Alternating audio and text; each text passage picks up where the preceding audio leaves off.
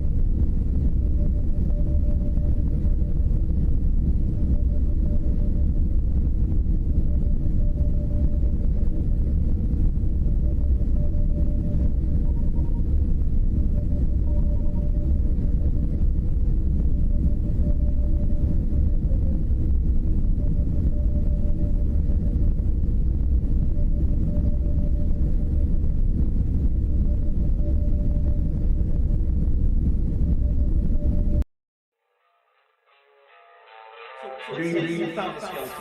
How would you tell if it's a dinosaur? You personally, how would you decide? Well, interesting question. I don't know. I have to do research on that.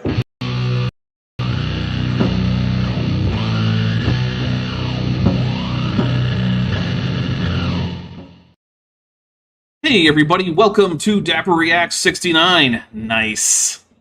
Alright, I am here with Dok Dino and also with Vishanti. How y'all doing? I was gonna say, don't all talk at once. Headaches, man. That's unfortunate. That is unfortunate. Stupid flesh husk. Right. I know. Doc, how you doing?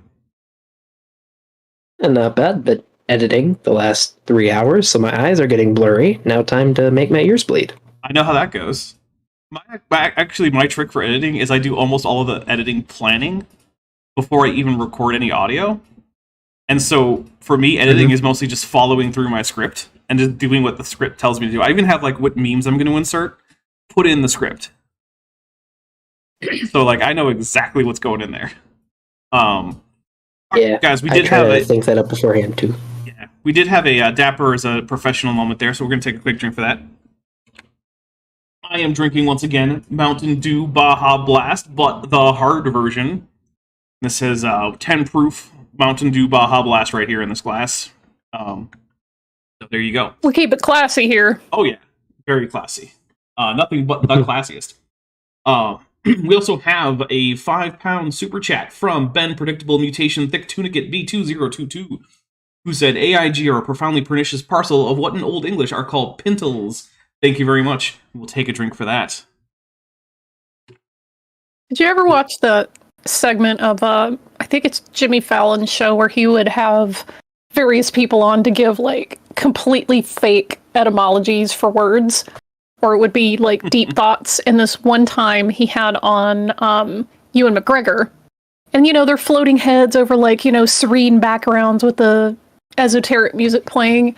And Ewan McGregor's like, bagel comes from an Old English word that means butthole bread. Dapper's pelagic PhD. Sorry. We got a couple things more to read. Dapper's pelagic PhD, who's been a member for 25 months, thank you very much, and is at the amniote level, says, sorry, but the title is misspelled. It's supposed to be Noise. I mean, I can't disagree that Noise would work, but I feel like I've seen it spelled both ways. Rosna Apophenia Sufferer Keller for $1.99 says, scripts are for people who can write. This is correct. I cannot disagree. But I, fortunately, I'm actually pretty decent at writing. There were a few times in my when I was getting my bachelor's degree where I basically ran out of, well, I forgot that I was running out of time, and I basically submitted like a first draft of a paper and still got an A on it. And I was like, okay, I'm not going to argue. Failing upwards. Yeah. And the thing is, my first drafts are usually not much different from my rough drafts, because I kind of think in paragraphs already, because I'm a weirdo. So, like, my train of consciousness is already kind of broken up into paragraphs that make, like, logical arguments, so it's weird. But hey, we're not here to talk about, like, my weird ability to think and write in paragraphs just off the cuff. We're mostly here to take a look at what the late Dr. Menton had to say about why evolution is baseless.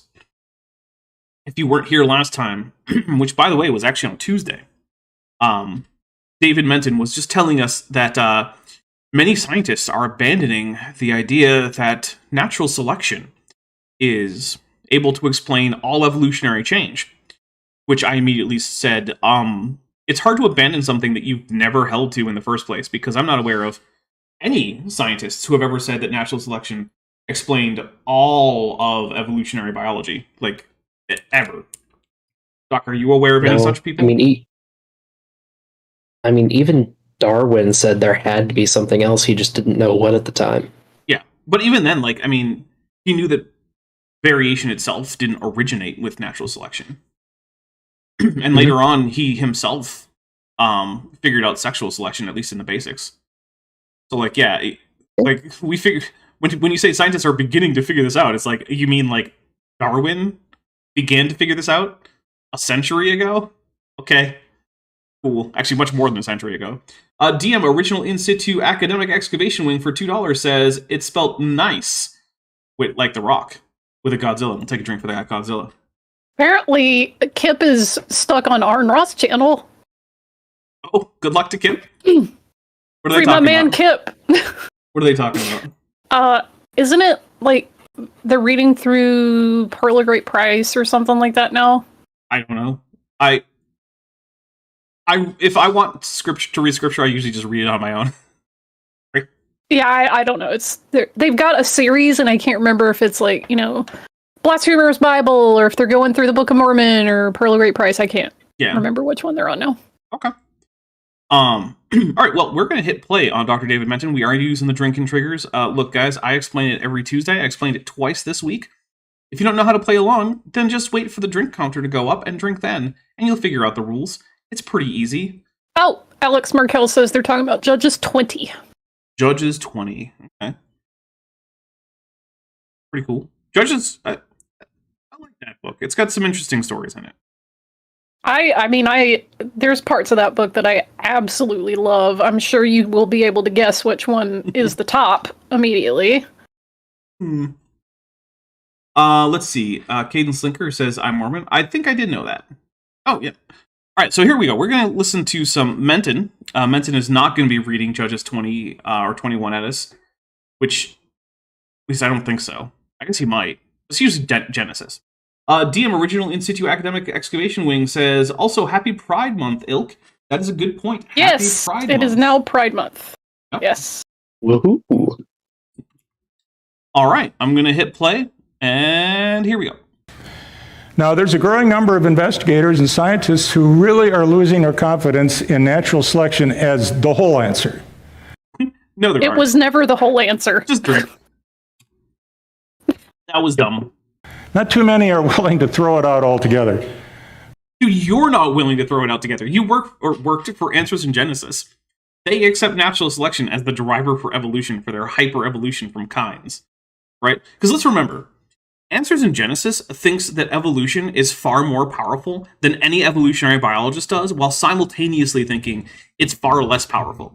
It is a completely nonsensical position, because they think that you could get from one pair of, like, elephantids on the Ark to, like, every species of mammoth and elephant mammoths just are a group of elephants, but every single species of elephant that has ever existed, which you might think, like, oh, well, that's like, what, 4? No, it's like dozens.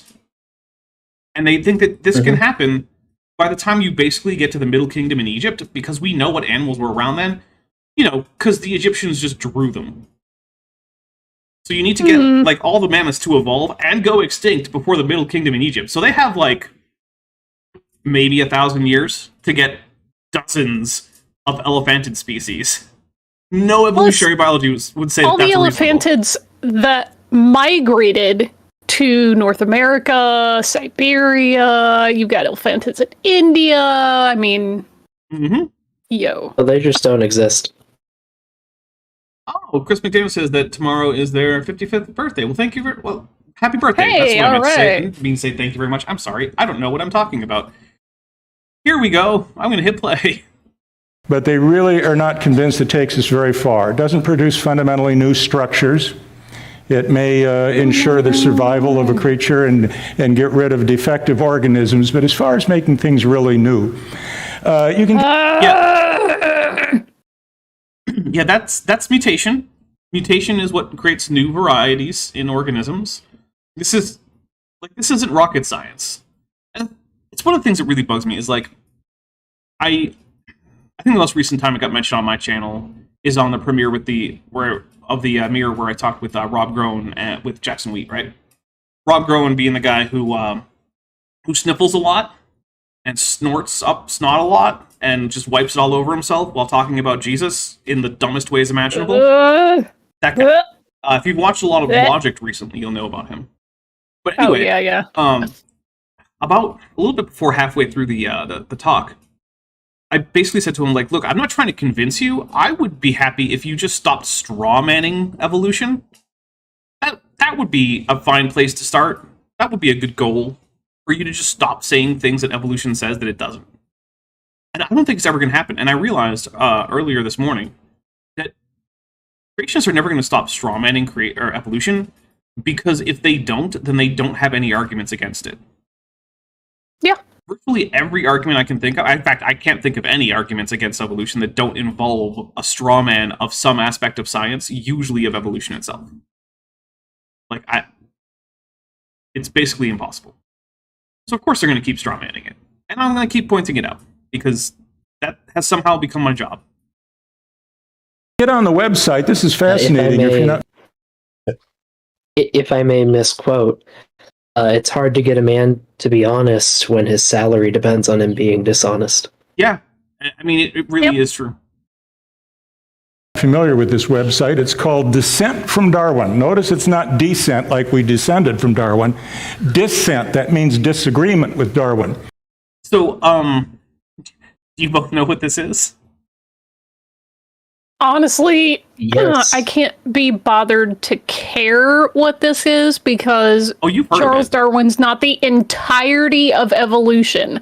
He got the ball rolling, that's it. Nobody's out here going, oh, but what did Darwin say? We can't deviate from Darwin. No one cares. So let's see. Greg? I know about this, but I'm a bigger fan of Project Steve. Yes. which is why I was about to say, I think actually that Vishanti has heard of this. I don't think she recognizes it right now. So, yeah, because I'm going to read a couple super chats, but we're gonna talk about that in just a second. So, for 14 South African rands, Gregory Yiski says, episode 6IX, or 6, AIG is in Sackville, which I'm pretty sure that's Afrikaans, and I don't know Afrikaans or Dutch, but thank you, and I'm going to take a drink for it. And that was their 5th super chat. And then Rosna Apophenia Sufferer Keller for 499 says, why would evolution create fundamentally new creatures? Everything built on the past, many things are just changes in how long growth is active. And this is very true, right? Evolution isn't out there like, oh, hey, look, I made an entire bird out of a grasshopper. Like, nope. It's always building. That's one of the things that literally gives me the most psychic damage, is just listening to these creationist fools get up there and go, oh, you can't go from no wing to a full functioning wing in one generation. Yeah, duh. No one says that. Yeah, it's always just building on what came before, and from one generation to the next, it's always pretty minor tweaks. So what this is basically, this is that thing where they say, oh, look at all these scientists who are, doubting Darwin. Of course, there are several things they don't tell you. One is that many of the scientists on there have asked for their names to be taken off because they didn't realize exactly what they were signing. Their requests have generally not been honored. There we go. Also, a number of the people on this list are now dead. And so if you were to try to use this as a, measure of, support for creationism among scientists, it doesn't really work. Because many of the people there aren't scientists anymore. They're dead. They're former scientists, but they're not anymore, so you can't count them in your population of, creationism supporters.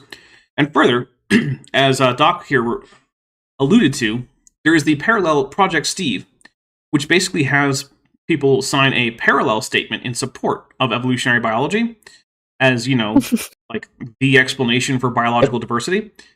But only people whose names are basically etymologically related to the Greek word Stephanos, meaning crown. So, Stephen, Stefan, Stephanie, names like that. Only those people are allowed to sign. And it already has many more signatories than this does. And I don't know if you guys know this, but people whose names derive from the Greek word Stephanos are not exactly, everyone. It's a relatively small percentage of the population who have names in that. I mean, it's not like the most uncommon name, but it's also not like it's Muhammad or Mary, Yeah. The two most common names in the world.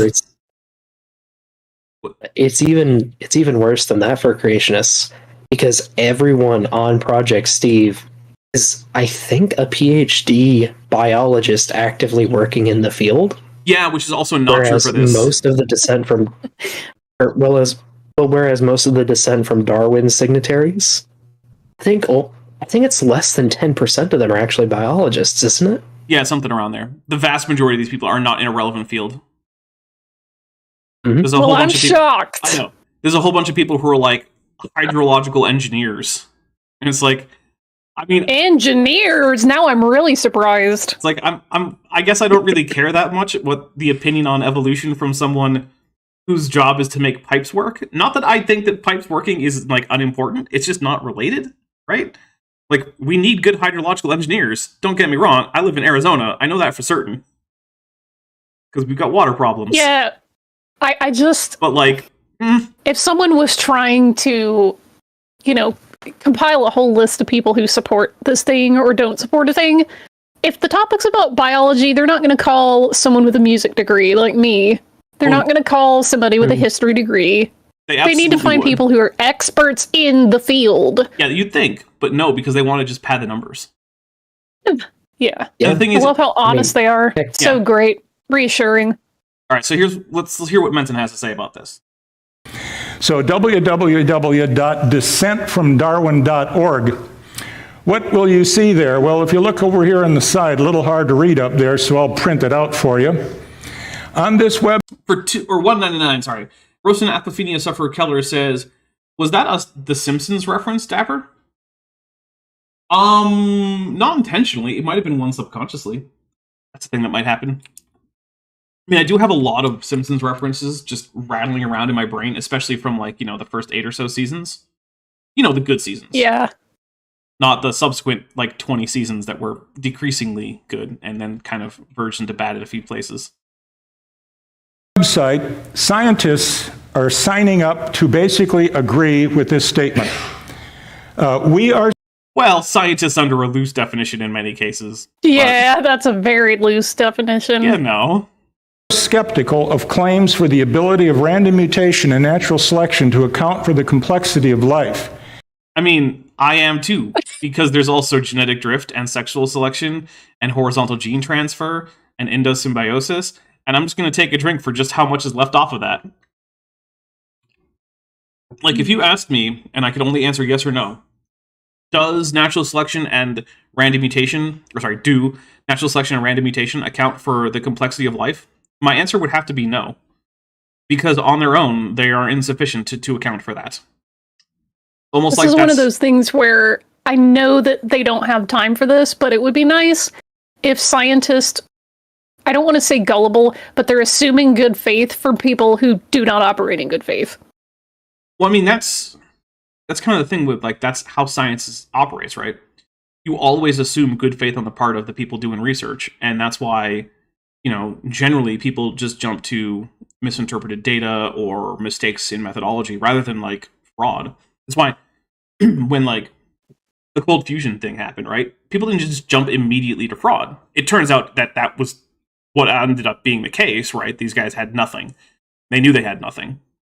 But, yeah, science depends on the good faith of all the people involved.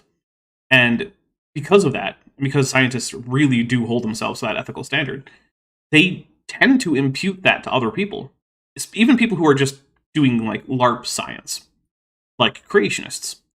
And what I mean go ahead. is if I were a scientist in a relevant field, okay, and someone sent me this, little blurb, knowing what I know about how bad faith and ridiculous creationists are, I would take issue with the statement. Yeah. But also, most scientists don't even really know that creationists are still a thing. That's okay, because even if you didn't know anything about creationists, the phrase careful examination of the evidence for Darwinian theory should be encouraged. That should be raising some red flags, I think. Kip Davis asked if kinesiologists are real scientists. And I mean, I don't really know a whole lot about kinesiology, but it doesn't strike me as a not real science. I mean, basically the study of how the human body moves and reacts to various kinds of motion seems like a real study. I don't know, seems like a subset of medicine. But then again, I'm not a kinesiologist. If I may, as someone who's had to interact with a lot of scientists in my education, all scientists are massive nerds, and if you ask them about what they work on, they will talk with you, or they'll share information like crazy. Oh yeah. I mean, the idea that someone I can believe that they would want to. I don't know. I can believe that at least some would probably jump on something like this without looking into it, just because they're excited to talk about their science. Oh yeah. I mean, just sign your name to this thing. It's not even discuss your individual study. Let's see. Rosina Apophenia sufferer Keller for $4.99 says, because a failed clown and chief hydrological and hydrodynamical engineer like Cecil Terwillinger, I don't know, definitely would have signed Descent from Darwin. Yes. Oh right, that was a character from The Simpsons, wasn't it? Yeah. Oh yeah, that was Sideshow Bob's brother, wasn't it? Yeah. Okay, now I get it. Sorry. Oh yeah, chiropractic, that's a load of horse shit. Yeah, chiropractic is not a science. Nope, not a science. That is a pseudo-medical nonsense that, according to studies, is about as good as a good massage for pain relief, is completely ineffective at anything else, and is also significantly more dangerous than a good massage. So, if you want someone to manipulate your body to relieve your back pain that isn't a medical professional, just go get a massage. Just do that. It's not going to have great therapeutic effects, but you're not going to die, which has happened to patients under chiropractic care. Yeah, like, and plus, you know, when you have a field that's like, oh, we receive knowledge of which pressure points and which joints to crack based on, like, angelic revelation, maybe you shouldn't go to that. No. Especially when it's been tested and shown to basically not work. Let's see. Carrie Bronson for $5 says, calling it LARP science is somewhat unfair to LARPers. I say this as someone who regularly mocks LARPers. Look, I don't have anything against LARPers, but I think it fundamentally fits, right? Because they are play acting at being scientists, and they are acting as in a character as a scientist. Sorry. It's not so much that I'm trying to disparage them by calling them LARPers. I don't have a problem with LARPers. I mean, it looks kind of fun to me. I don't think I have the dedication to actually bother to go do it. But, like, seems like a fun hobby. I don't have anything against LARPers. I'd say go for it. You know, life's too short to worry that, like, your hobby looks kind of weird and silly to outsiders. Who cares? But I really do think it's an apt description, because live-action roleplay, right? You get into the costume. These people get into, like, lab coats and whatnot all the time to give little talks. You go through the motions of pretending to be a knight or a wizard or whatever, but you don't actually do any of those things, right? Like, you hit people with your plastic foam sword as to pretend that you're some kind of, you know, warrior. Well, these people publish in fake journals, fake papers that look kind of like real papers. I think there really is a strong parallel, and it's not so much about LARPers themselves as it is like the strong parallel between the activities. Let's see. After Traumatic in Navy Soldieration, Ryu for $4.99 says, AIG is a bag of the organ some use to do the number of this episode. Yes, that's true. Take a drink. And then Dark Law Dragon for $2 just sends Godzilla, Mothra, King Ghidorah, AIG is a bag of dicks, and a drink emoji. And so, we shall drink. Just letting everyone know that we watched, Dapper and I watched the new Godzilla and King Kong movie this week. And I was just sobbing over Mothra. Yes, you were. Who survived this time? Spoiler alert! I know. Sorry. Like, that movie is not that old, No, Dapper. it's not. Gosh. I know. I'm sorry. My apologies. Or did she? Careful examination of the evidence for Darwinian theory should be encouraged. Yeah. Man, you could lose your job saying something like that. No, saying No, careful you couldn't! saying careful examination of No, any that's theory. how you get papers. Right? God. Every paper ever published in evolutionary biology is a careful examination of evolution. That's the point of evolutionary biology. I'm taking a drink. That's ridiculous. What, which one of us started use? I did. Okay.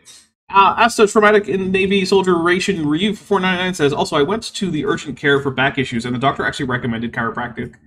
It helped a little, but I still ain't going there again. Yeah. Unfortunately, in a number of countries, chiropractic has kind of wormed its way into public consciousness, including that of doctors. And so occasionally you will actually get doctors recommending it to you.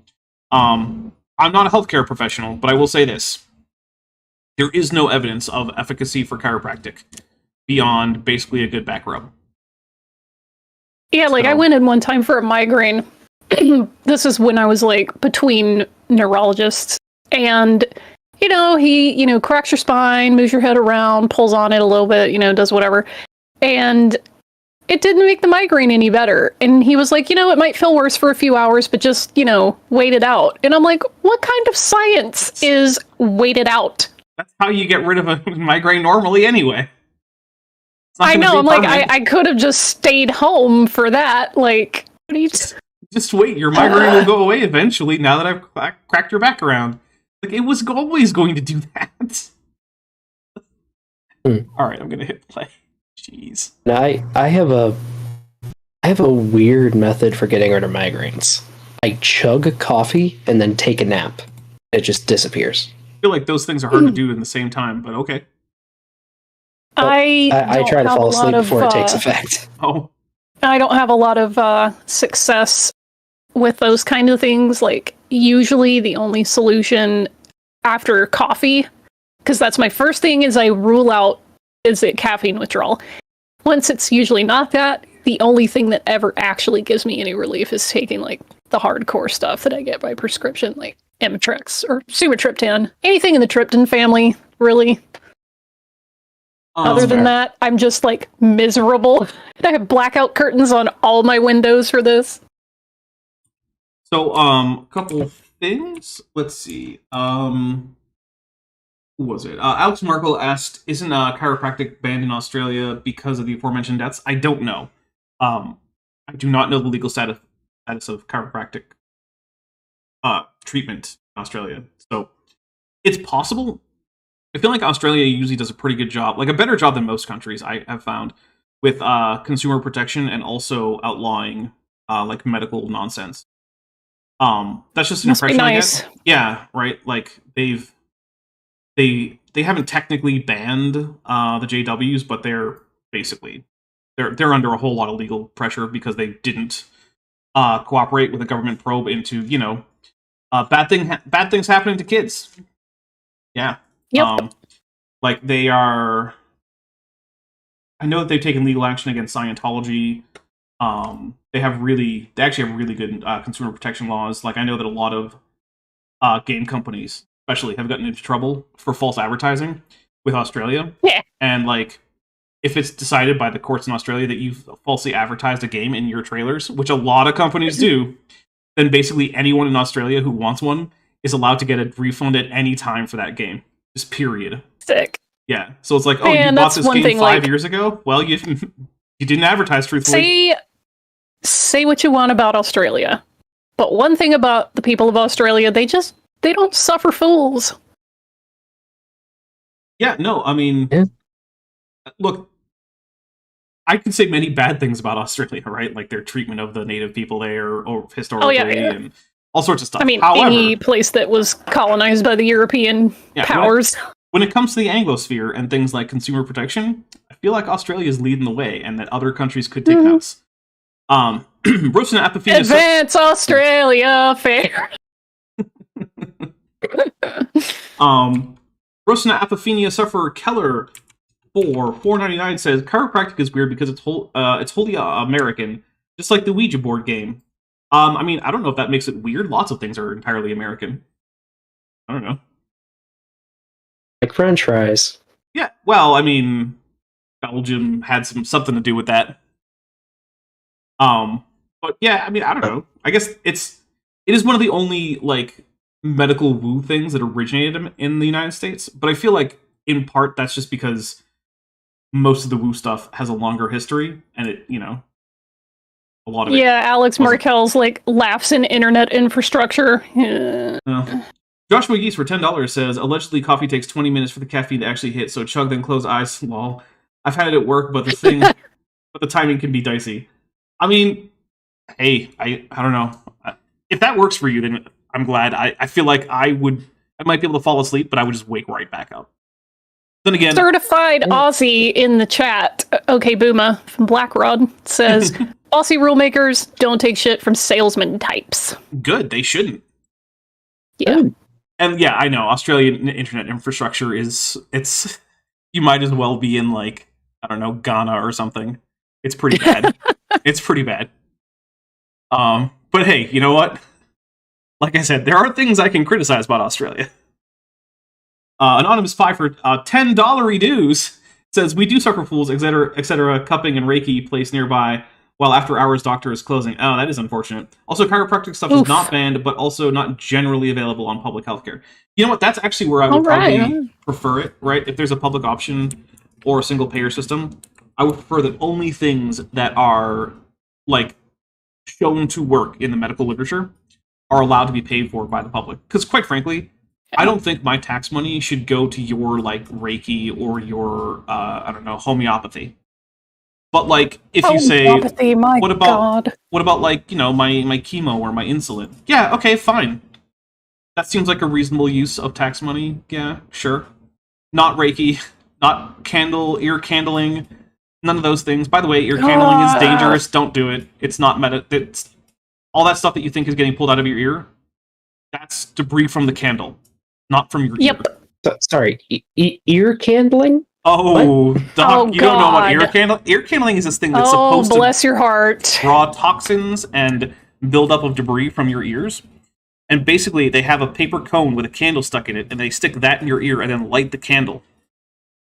And you can get badly burned inside your ear. Why? Because people think that the debris they see at the bottom of the paper cone, which is actually just from the candle, is toxins that have been pulled out of their feet. It's like the special detox foot bath, and all that's really happening is it's corroding the electrodes that are running the current through that's generating the bubbles, but they think those are the toxins leaving your body. It's a scam. It's just a scam. Like It's a dangerous scam. Like growing up, I had earwax problems, but I just get a $5 bottle of earwax dissolver or something from a pharmacy. Yeah. Yeah, don't put fire in your ear. I know it's a weird thing that I should have to say to people, but hey guys, Right. Don't set put your fire in your don't ear. put your fire in your yeah. Oh my goodness. This reminded me at one point I was having a meal that involved some flambe entrees, and my friend tried to like put a piece of on fire meat in her mouth before blowing it out. And I Why was like, would you do? She was she was a little tipsy, and she was like, "Oh look, I can do it," and I'm like, "No, you can't." And then, "Oh no, suddenly I have a blister on my lip." Yeah, because you put an alcohol fire onto your lip. I know this is going to sound a little nuts, but just hear me out. Okay. The great apes developing this level of intelligence, I think, has been a net negative, and it's working against natural selection because, you know, we spend all these hundreds of thousands of years developing sentience and being sapient and language and society and everything, and then we just stick fire in our ear. I can't say you're wrong. However, I can say that we have 106 people watching, but only 38 likes, which means, unfortunately, I have to say, I like less than half of you, half as well as you deserve. So please, hit that like button. Help me out. All right, here we go. Unless you don't care about get those number Dapper's ups, love folks. or like. Well, yeah. I'm amazed. If you get on this website, it just goes page after page of scientists, and with relatively few exceptions, I'm not familiar with these people through creation circles. They're Yeah, because many of them have been tricked and requested their names be taken down. That's one of the reasons. We're going to take a drink for that. Also, we've got a couple things. Rosina Apophenia Sufferer Keller for $9.99 says, "Now this is my type of discussion." Yes. Discussions about not putting fire inside your body. Don't do that. Astrotraumatic in Navy Soldieration Ryu for $1.99 says, "Some people seem to be trying for a Darwin Award." Yup. Yeah. Yup. I mean, there's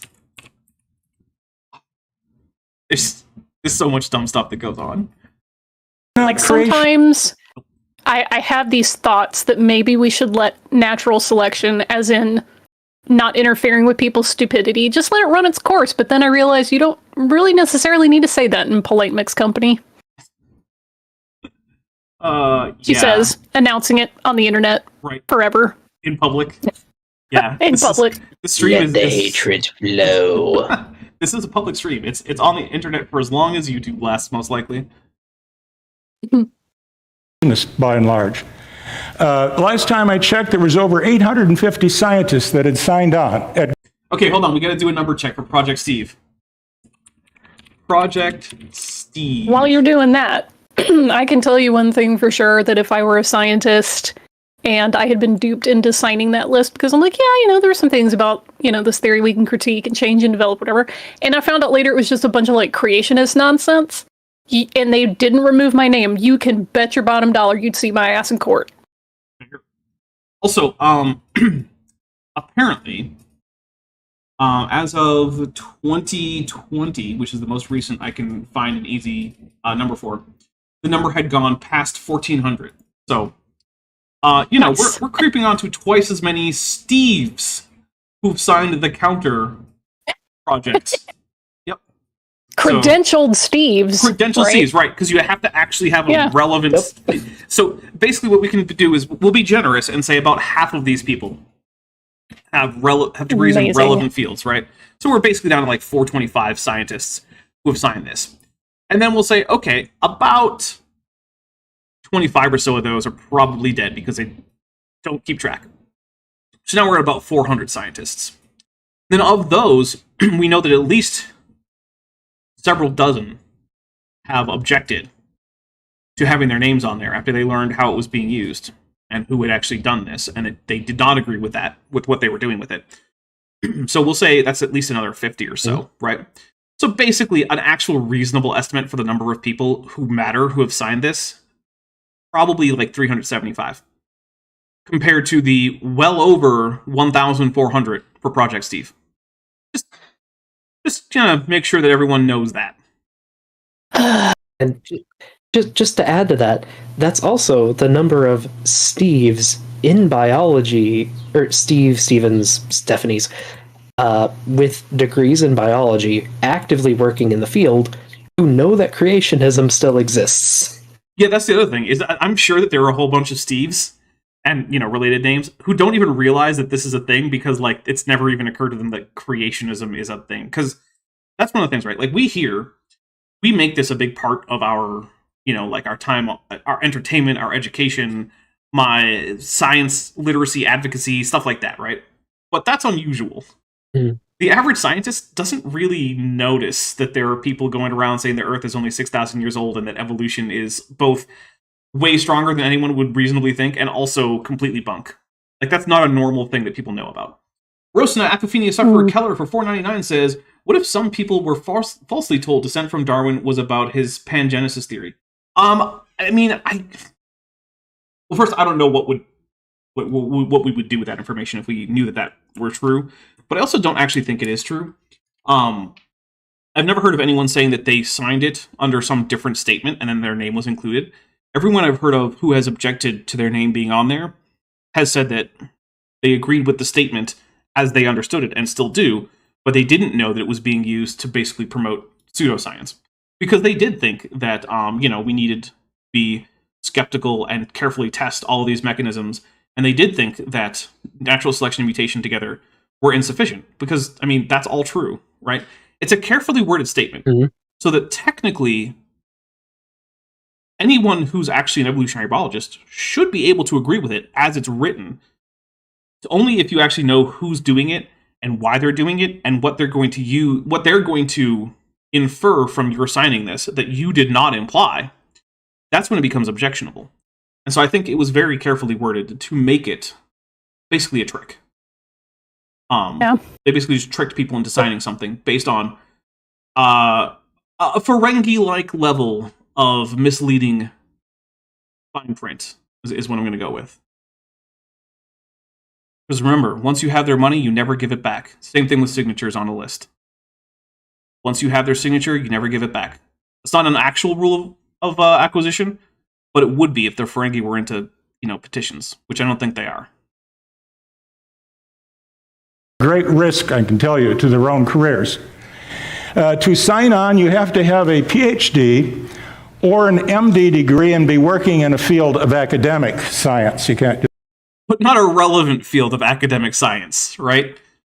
Like I said, you could be the guy who's studying, like, hydrology, which, again, very important field of science, but, you know, not super relevant to biology.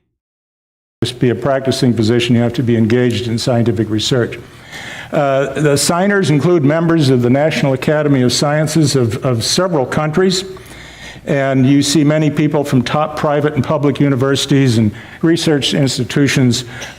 Those are the ones that have you know, asked for their names to be removed. Across the United States and abroad. Check it out. It's kind of eye-opening. Next time you hear somebody say there are no scientists that are at all critical. Where is the Hindustan Academy of Science? I mean, I don't think India. I've ever heard of Hindustan. It's an old name for India. Okay. So stan is basically a Persian suffix that means the place of. And a lot of places in Central and South Asia have had heavy influence from, you know, Persian culture, the Persian Empire, whatnot. And so there are when the Persian Empire had some hegemonic control over parts of India, you know, those people, the word Hindu is actually, you know, like a demonym that derives from what many people in India were calling themselves. And so Hind. Hind. So it came into Hindustan through Persia, as like the place where the Hindus live. And so, Okay. yeah, it's not something that, you know, like this creationist made up. It is in fact a historical word that has a pretty a longer history than the word India, really. But Okay. as to traumatic, Interesting. I'd never heard it before. yeah, well, it's not commonly used anymore. It was much more frequently used around the time when like the British Raj was being established, and before that, and then, you know, after that, Okay. India started to become more common. And there's currently a movement in India to rename the country to like Bharat, which is a actual like native word for the country, and not one that is an exonym given to them by some various conquering power, which is the names by which the country has been known for much of recent history. So, Well, I'll have to ask my stepdad about that. He's Indian. Or, I don't know where he stands on it. I mean, I imagine that there's a variety of opinions. When I say it's a movement, I don't know exactly how popular it is. I just know that it is a thing that some people are pushing for. Let's see, we got a couple super chats here. Astrotraumatic in Navy Soldier Ration for you for $4.99 says, as much as I love them, if you're being compared favorably to the Ferengi, you may be the baddies. These. You know, hey, the Ferengi got friendlier and less cheatery after Rom took over as the Grand Nagus. And then in Lower Decks, the Ferengi Alliance formally joined the Federation. So now at least their trade through Federation channels has to follow Federation trade rules. So, you know.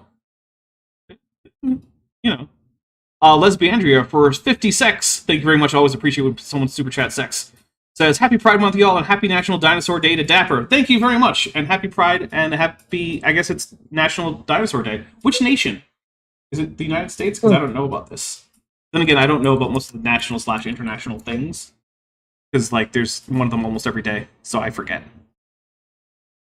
Probably for the most part believe in evolution. They're just saying, yeah, they do, which maybe means that you shouldn't be using this as an indication that evolution is bunk when you have a bunch of people who actually accept evolution, and all they're saying is like, yeah, we should carefully study this, and yeah, these two mechanisms don't cover all of it. I'm taking another drink. I can't stand this guy. natural selection really isn't answering the question for us. Well, a fascinating book was published here a few years ago. It's called The Altenburg 16, an expose of the evolution industry. Susan Mazur believes in evolution. She's certainly not a creationist. But she reported on a rather interesting, almost clandestine meeting that was held in Altenburg, Austria. And this was not at all clandestine. It just wasn't popular. That's why only 16 people showed up. This isn't a secret. No one was trying to hide this. This is the origin of the current extended evolutionary synthesis movement, which we'll talk about more in depth if he goes more in depth on it. Mark Akamoto 1313 Smith for $5 says, according to the NCSE, as of May 22, 2024, 1,497 Steves have signed the statement. Awesome. Thank you so much. That is a much more exact number, and yeah, that is a much more impressive number than this thing is. Oh, I screwed that up. We'll take a drink for that. Also calling it the evolution industry. Yeah, it's a weird title. Industry? So weird. What are they producing? Look, the only thing I can think of is that this is somehow pretending to be in the same vein as like the various exposés on like meat packing plants in like early 20th century and United States. Yeah, that's what it sounds like. Yeah, which I mean, to be fair, Oh my gosh, those are a some new fair evolution!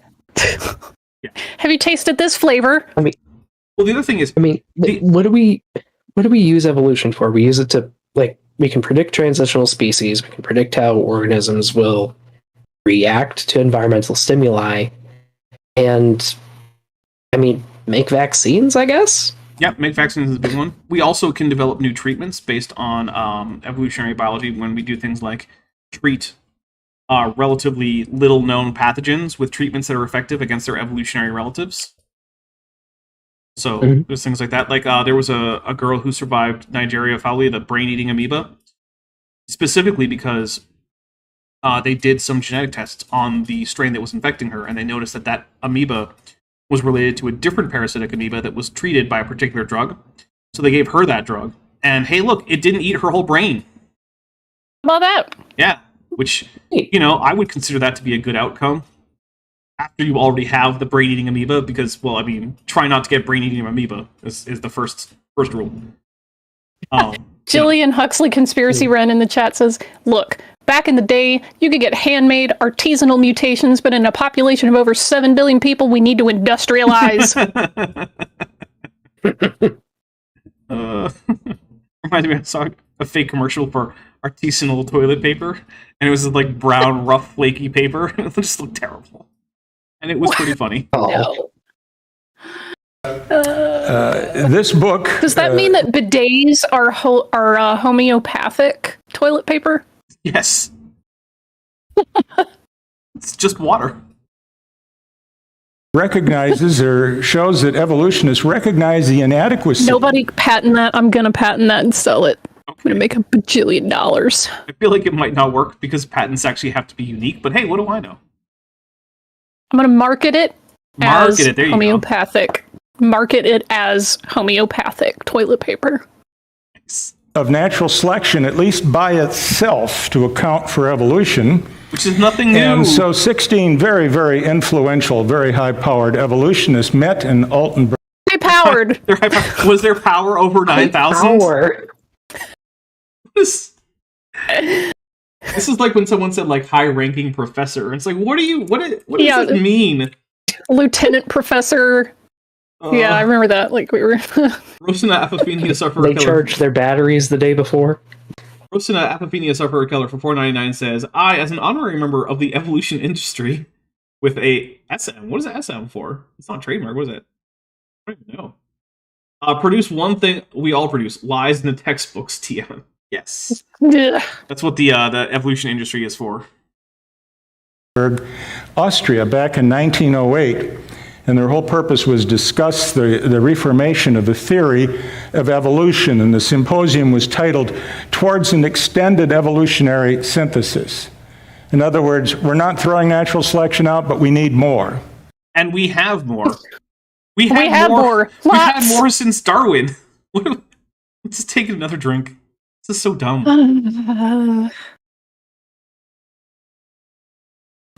Now, evolutionists have long said that Darwin didn't necessarily say there was nothing besides natural selection involved. Yeah, because he did. This has been long said because it's just true. It's like pointing out, hey, you know, Christians have long said that Jesus was crucified. Yeah, you're right. Yeah. Oh, SM is service mark. Yeah, okay. You don't get a lot of those anymore, do you? Yeah, it's true. That has been long said, because, you know, it's just true, and it's obviously true. Read through Darwin's letters. You can go through chronologically where he's writing people about like how he doesn't understand certain things about how this thing could have come about. One of the more popular ones was the peacock's fantail, right? Like, he doesn't get how that happened. And then later on, around the time he's writing The Descent of Man, he's figured it out in conjunction with other people that it's probably sexual selection. So that's why sexual selection gets detailed in The Descent of Man. In a chapter that actually doesn't have a whole lot to do with The Descent of Man, because despite the title, a lot of that book isn't actually about human ancestry. What's the quote that creationists love to misuse? Something like, the sight of a peacock tail makes me sick. Oh, yeah. It's from one of his letters to Asa Gray. I don't remember the date of it, though. Yep. Basically, I don't remember the exact quote, but yeah, it comes down to like the sight of a peacock tail has often made me sick to my stomach or something like that. Yep. And then turns out, yeah, no, he figured that out. Liz D for $5 says, I'm selling homeopathic water and AIG is a bag of Kent Oven. Nice. I did notice, though, that recently the take a drink. The Behind the Bastards guys did a second Kent Hovind, like they did part 2. And they did not realize that he had not actually served his 30-day jail sentence that he got for his domestic violence conviction, because it is currently on appeal and the sentence is stayed pending. Well, it's not actually pending appeal anymore. He has been granted a new trial, and that sentence is currently essentially has been vacated pending the new sentence from a new trial. Wait, I'm sorry, it's a 30-day sentence? Something like that. Yeah, it was pretty small. he's been fighting years for a 30-day sentence. Yep. Look, he was trying to get a pardon from Trump for Trump's entire presidency for his already served sentence for tax evasion in the first place. He was still trying to get about that. Yeah, he was like, virtually every single one of his shows, he was asking people to write letters to President Trump to get him a pardon. And here's the thing. What you really should have done is taken some of those donations and given that to Trump in exchange for a pardon. Because as we found out from Rudy Giuliani, pay for pardon was on the table at the end of Trump's, reign as 45th president. Which is, I don't know if I need to tell you guys, very, very corrupt. I don't think it's technically illegal, because I don't think anyone ever really thought that it would become such a problem that you would need a law for it. Mr. Cliff, for £2, says AIG or a jar of brain-eating amoebas. You know what? That technically doesn't count as a drink trigger, but I'm going to go for it anyway, because that's actually, like, a fairly accurate description. They just make their followers' brains worse and worse. Plus, they're anti-vaxxers, which is terrible. Ew. Yeah, that's why I didn't feel bad, and still don't feel bad, for David Menton, who died of what was reportedly some kind of respiratory illness sometime like late in 2020, while working for a an anti-vax organization. So, do I know that that's what killed him? No. However, seems pretty likely. Signs point to yes. Yeah.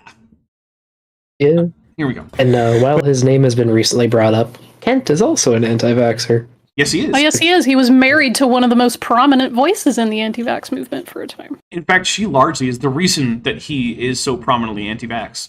Because that wasn't really something he talked about until he married Toko. Mm-hmm. Oh, she divorced him, by the way. I did not know that. Okay. She does not care for him, and I'm just like, baby, what do you think you were walking into? Not that. Because she was brave. Not that, she was part of the cult. That's the thing, right? Ugh, she found out about Hogan from watching his tapes. Like, she was a fan of his beforehand. It started as a parasocial relationship, and then Kent was like, hey, I could turn this into a new wife. Oh, Dapper, it's not a cult because Kent says it's not a cult. That's a good point. And he also told us that he doesn't sell literal snake oil, so... Rosina Apophenia Sufferer Keller for $4.99 says, don't you have to actually admit to doing the crime to accept a pardon? Yes, that has been something that's been pointed out to Kent numerous times. That seems to never actually go into his brain and make a difference. Yep, accepting a pardon is literally admission to guilt, according to the Supreme Court of the United States. Mm-hmm. So... Otherwise, what do you need a pardon for? Like, come on. Which, by the way, I actually do think is kind of nonsense, although the president can also grant clemency for crimes, which does not require you to accept guilt. It just means that you accept a lessening of your sentence. So really what he should have been doing is requesting clemency, except the problem is that, like, okay, in what way? How is someone going to grant you clemency for a sentence you've already completed? Can't. DM Original Institute Academic Excavation Wing says, bribery isn't illegal, Dapper Dinosaur. Actually, so that's the thing. I know that there are anti-bribery laws, but I don't know exactly how they apply. And I haven't heard anyone mention, like, a law that would be violated by Trump giving pardons to people who, like, gave his, like, campaign or something, huge donations. I guess it would probably be, like, a campaign finance law, but then also there was the idea that maybe it was just going to Giuliani, who would split it with Trump, and then, like, exactly how that would work, I don't know. There probably are crimes that you could identify there. So yeah, maybe. I don't know. Look, I'm not a lawyer. Ask Legal Eagle. He would know. But it's kind of interesting to see, precisely where are they going with this? Into the other aspects of evolution. Before we look at that, I'd like to quickly back up and look at a comment. Also, if I may, I do have a friend who is a lawyer. Could I shout out his channel? Because people could look him up. Yeah, go for it. His name is Mr. Anderson. Yes, like the Matrix, Mr. Anderson. He likes to talk about creationists and he does. How dishonest they are. And he likes to introduce legal tactics, or like lawyer tactics, into debates with them. It's actually really entertaining. He's a mod here. Oh, I didn't know that. Mm-hmm. Wait, who are we talking about? Mr. Anderson. Oh, nice. Yeah. Let's see. Mark Agamotto 1313 Smith says about snake oil. Who would want to oil a snake? The answer is the Chinese. So the Chinese water snake is actually the origin of this idea of snake oil, and it turns out that the oil, I believe, found in the liver of the Chinese water snake actually has anti-inflammatory properties when applied topically, and so it was used to relieve joint pain by Chinese immigrants to the United States. However, the idea of that snake oil caught on among like medical grifters in the United States, and they didn't actually have access to Chinese water snakes because you might be able to tell from the name that that's an animal not found in the United States, but rather found in this other country called China. And so basically, they just concocted whatever they wanted that kind of smelled bad, put it into a bottle, and then marketed it as if it were. At first, they marketed it as snake oil, which it wasn't. But then eventually, they just marketed it as various kinds of tonics, and the amounts of things that it could cure just ballooned, since it couldn't cure anything at all anyway. So did it really matter if they made more outlandish statements than just anti-inflammatory properties? No, of course not, because it didn't have that either. Even though the actual snake oil did. r/whoosh. Dapper, you got r/whooshed. Did I? Oh, well. Are you telling me a shrimp fried this rice? Look. Who'd want to oil a snake? I mean, come on. I'm giving Dapper. a little bit of interesting. I mean, okay, sure, it did go whoosh. However, there was interesting, like, medical history stuff going on there. But also, I'm gonna take drinks for these gifted memberships, and then we're gonna take a quick break so I can get myself a fresh drink because this is probably gonna polish off this one. So we've got Regios who just gifted 10 Dapper Dinosaur memberships. Thank you so much. They went to Grey Wolf Coder, The Fallen from Heaven, Lady Moonweb, Richard Taylor, Robert Carpenter, Tyler West. Let's see, Landon Knoll, Oscatat 5 or V. I'm not sure. Dr. Joel Duff, and Steve Austin. Wait, which Steve Austin are you? Are you the creationist Steve Austin? Stone Cold Steve Austin?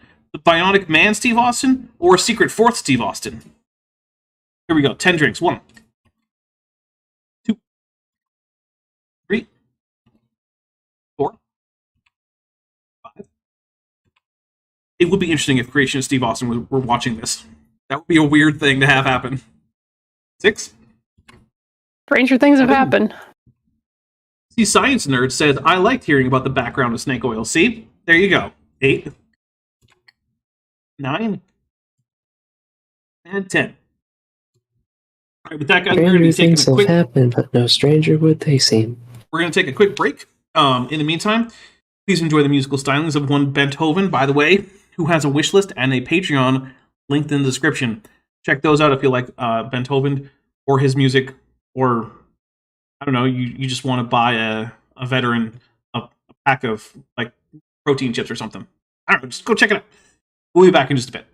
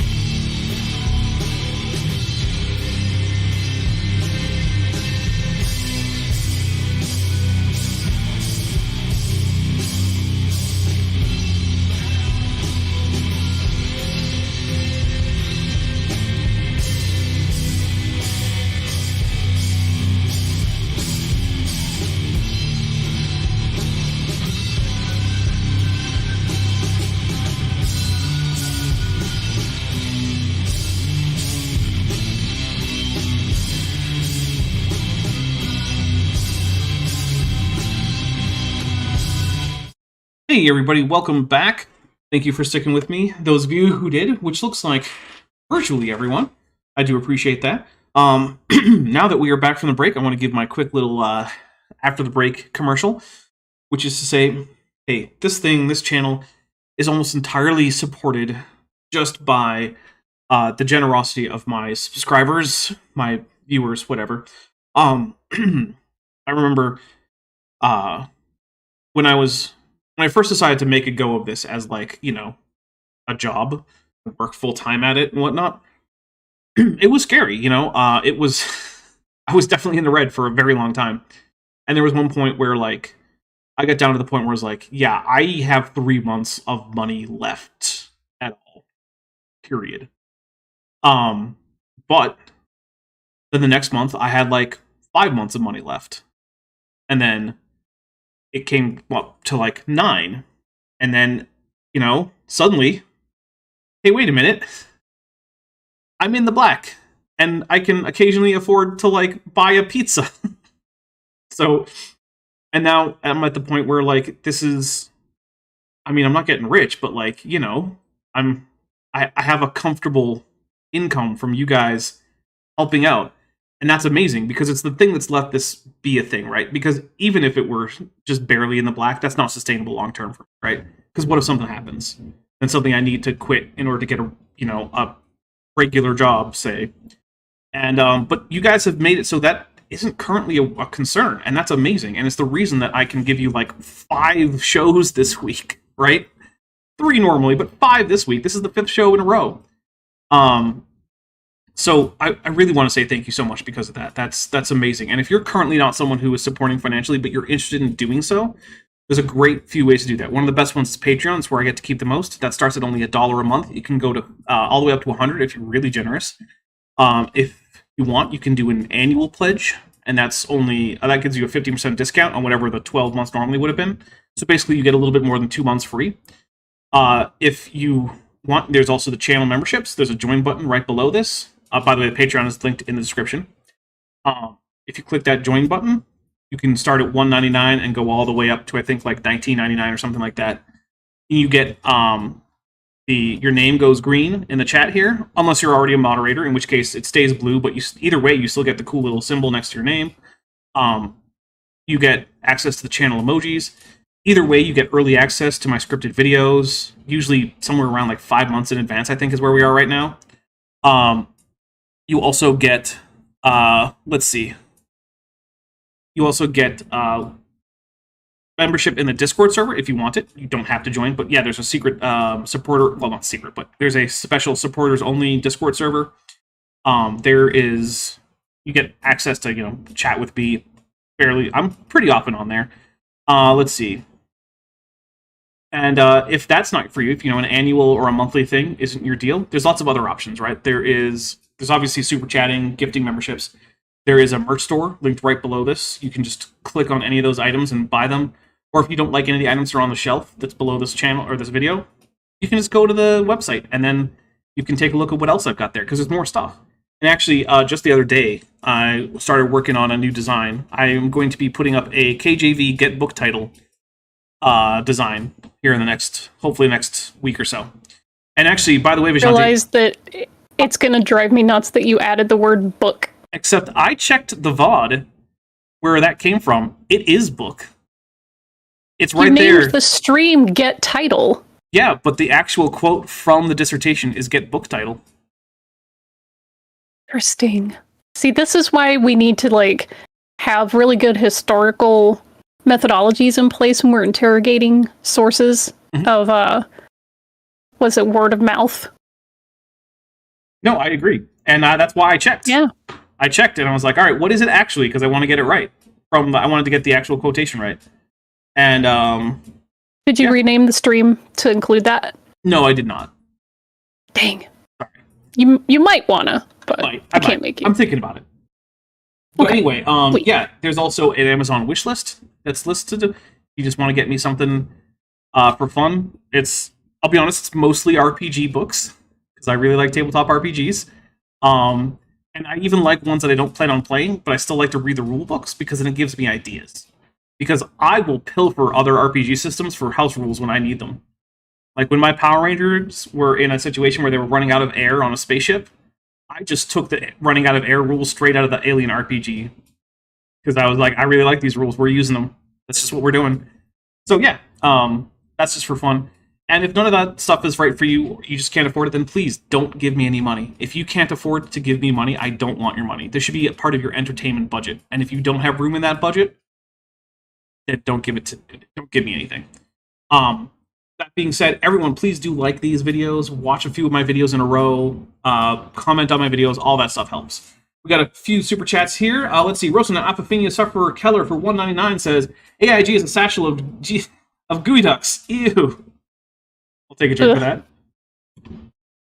You know, they really do look like that thing that AIG is a bag of when you take a look at a gooey duck. Yeah. Except it has a shell, right?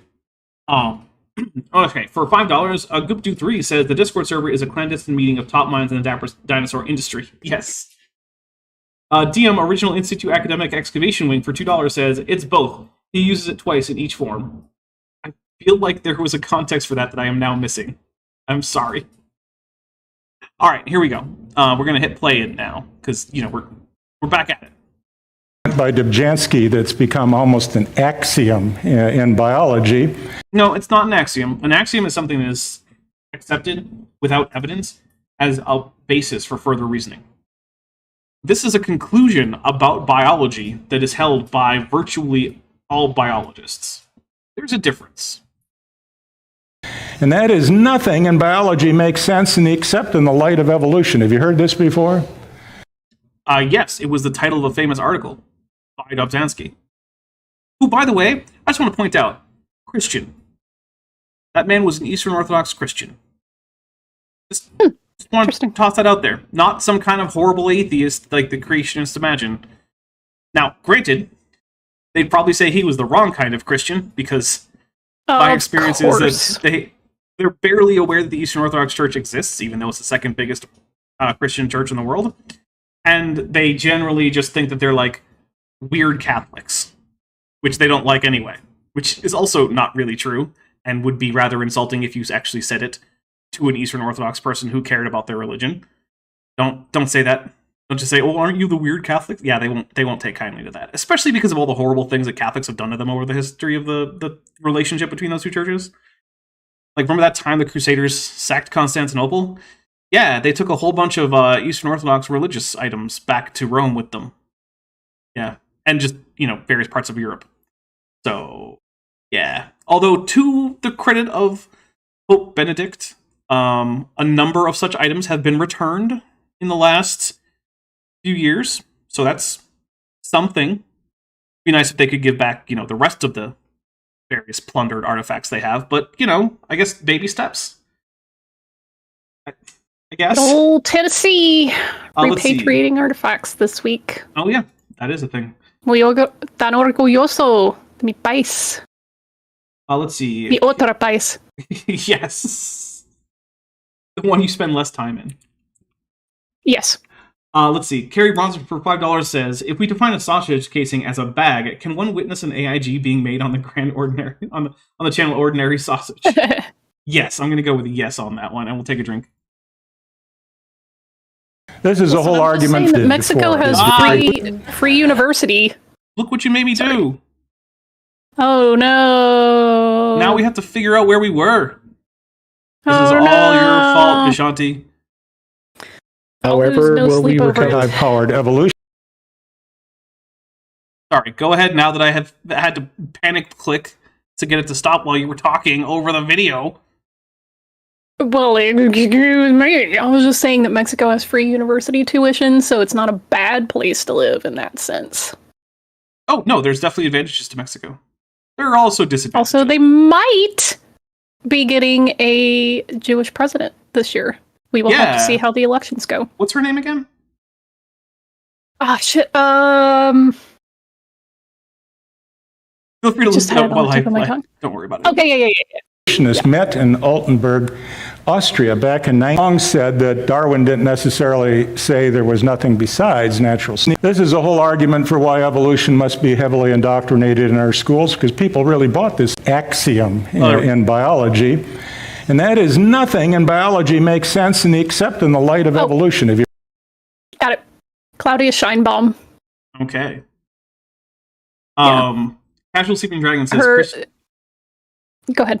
Says Christianity is the Holy Roman Empire of religions. I'm not entirely sure how that works. I'm not entirely sure what that means. I know there's the joke that the Holy Roman Empire was neither holy nor Roman nor an empire. Yeah, it was really just Germany, but don't worry about it.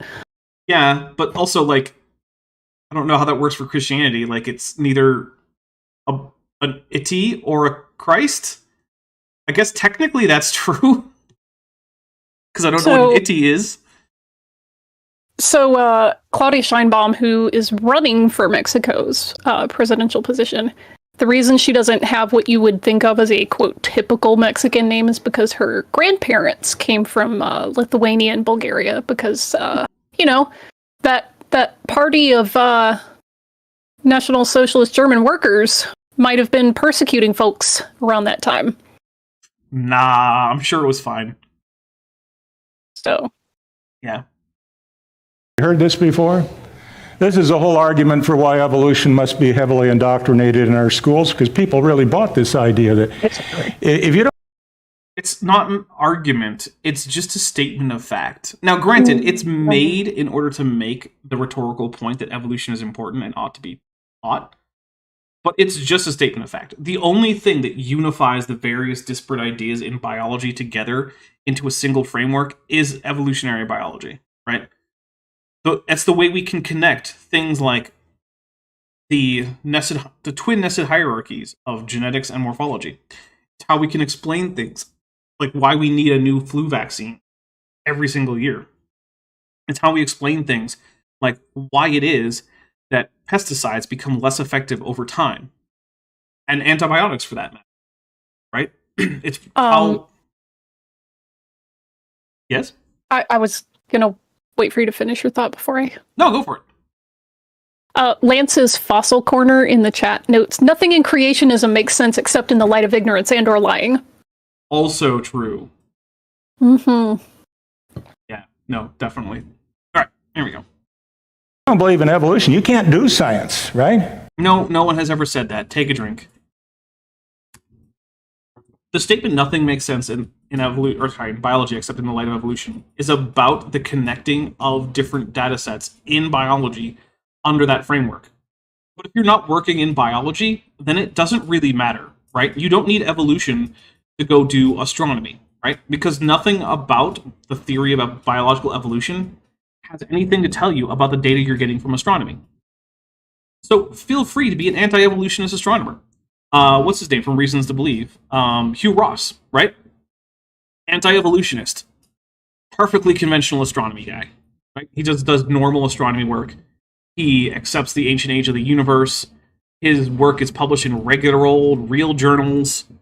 No controversies there. Now, he is in fact an anti-evolutionist, but guess what? It doesn't matter for his astronomy papers, so no one cares because he doesn't say anything stupid in his astronomy papers. Now, if Hugh Ross wanted to try and make, like, I don't know, a paper about, like, the evolution of humans, I'm sure it would be laughed out of the room because of how stupid it would be. Because, again, he doesn't know enough about biology. In fact, he knows so little about biology that he manages to be an anti-evolutionist.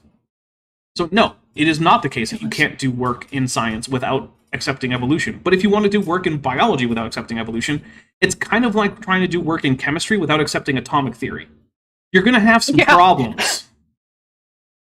And sure, you might be able to figure out, hey, if I add these substances together, I get this new substance, but you're going to fundamentally have problems describing how you got that substance and what its properties are and why, because you don't believe in atoms. So, like, sorry, I don't know what to tell you. Yeah, you need to know... Somewhere, Professor Dave just took psychic damage. He doesn't know why. I can feel it. Somewhere is probably not that far from you. Yeah, I was going to say wherever he is if he's not on vacation or something. Yeah. In the greater LA area. He's probably just clutching his head like, no! I realized that time that we met him, we should have got we should have a wide shot, so that way I could insert, I could have fit in the frame instead of where we never have me in frame. Yep. Yeah. Oh well. I realized that some people that we talked to a lot still hadn't seen the photo of us outside the LA Natural History Museum, so I had to share it.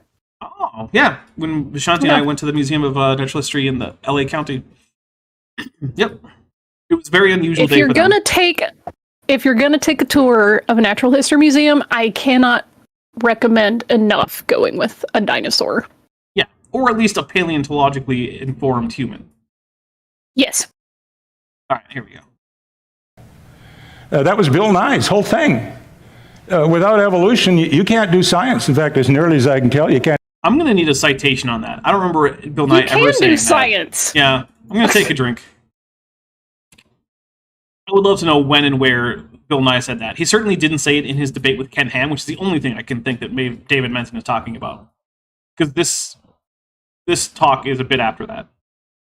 So you can absolutely do, say, geology. Yeah, I mean, index fossils will be hard for you to explain, but you don't need to explain them. You can just use them. Yeah. Even be a stand-up comic, which is what part of his career was involved in. What's wrong with being a stand-up comic? If only these people comic? were funny. Is that just a random insult at stand-up comics? There's nothing wrong with being a stand-up comic. I don't know. Because they've got Christian comics and... Well, there's something wrong with a lot of those. They're all right. Yeah. Some of them are all right. A lot of them are very great. Like, Mark Lowry's one. He was on tour with the Gaithers for a long time. He had some good jokes. Most of them were about how big his dad's chin was, but, Yeah. Roastin' Apophenia Sufferer Keller for $9.99 says, something that irks me is when creationists intentionally ignore that colloquially evolution without a qualifier always implies biological evolution. Yeah, like when you, in a scientific context, if you just say evolution and you don't have anything else in mind that's you specifically add to it, like stellar evolution or something like that, it just means biological evolution, right? Like if you say, oh, hey, what do you do? Evolutionary biology. You're not studying stars, right? You're studying biology. That's what that word means in scientific context without a qualifier. And yeah, they'll just ignore that. We'll be like, oh, see, look, this paper says stellar what? Evolution. I guess all those people who said that evolution is about biology were wrong. Nope, that's not what that means, and I'm pretty sure that the creationists involved know it. But they want to be able to use that equivocation to bring all of science under suspicion when they attempt to make arguments against evolutionary biology. Want it to have a knock-on effect on astronomy and geology and anything else that ever uses the word biology. How about that? Well, we were just talking about the Altenberg 16. I want to give you a quote from one of the Altenberg 16 people. He happens to be chairman of systems biology, basically cell biology at Harvard University, at the medical school there. He's a member of the National Academy of Sciences. And in an article published in the Boston Globe... yes, that wonderful peer-reviewed source. Famous peer-reviewed journal, the Boston Globe. Taking a drink. Maybe just quoting non-peer-reviewed sources when you should be quoting peer-reviewed sources should just be a drink trigger. I don't know. Yeah, it falls enough under just being stupid. 2005, this is what he said, and I quote, "In fact..." Hey, didn't this guy say that the Altenberg 13 had their meeting in 1908? Huh. And this is apparently Dr. Mark Kishner here in 2005. So either Mark Kishner is a vampire, because he was quoted in the Globe in 2005. Really? Okay, well, how about this? Let's see. Plausibility of Life, Resolving Darwin's Dilemma. Let's see when that was published. Okay.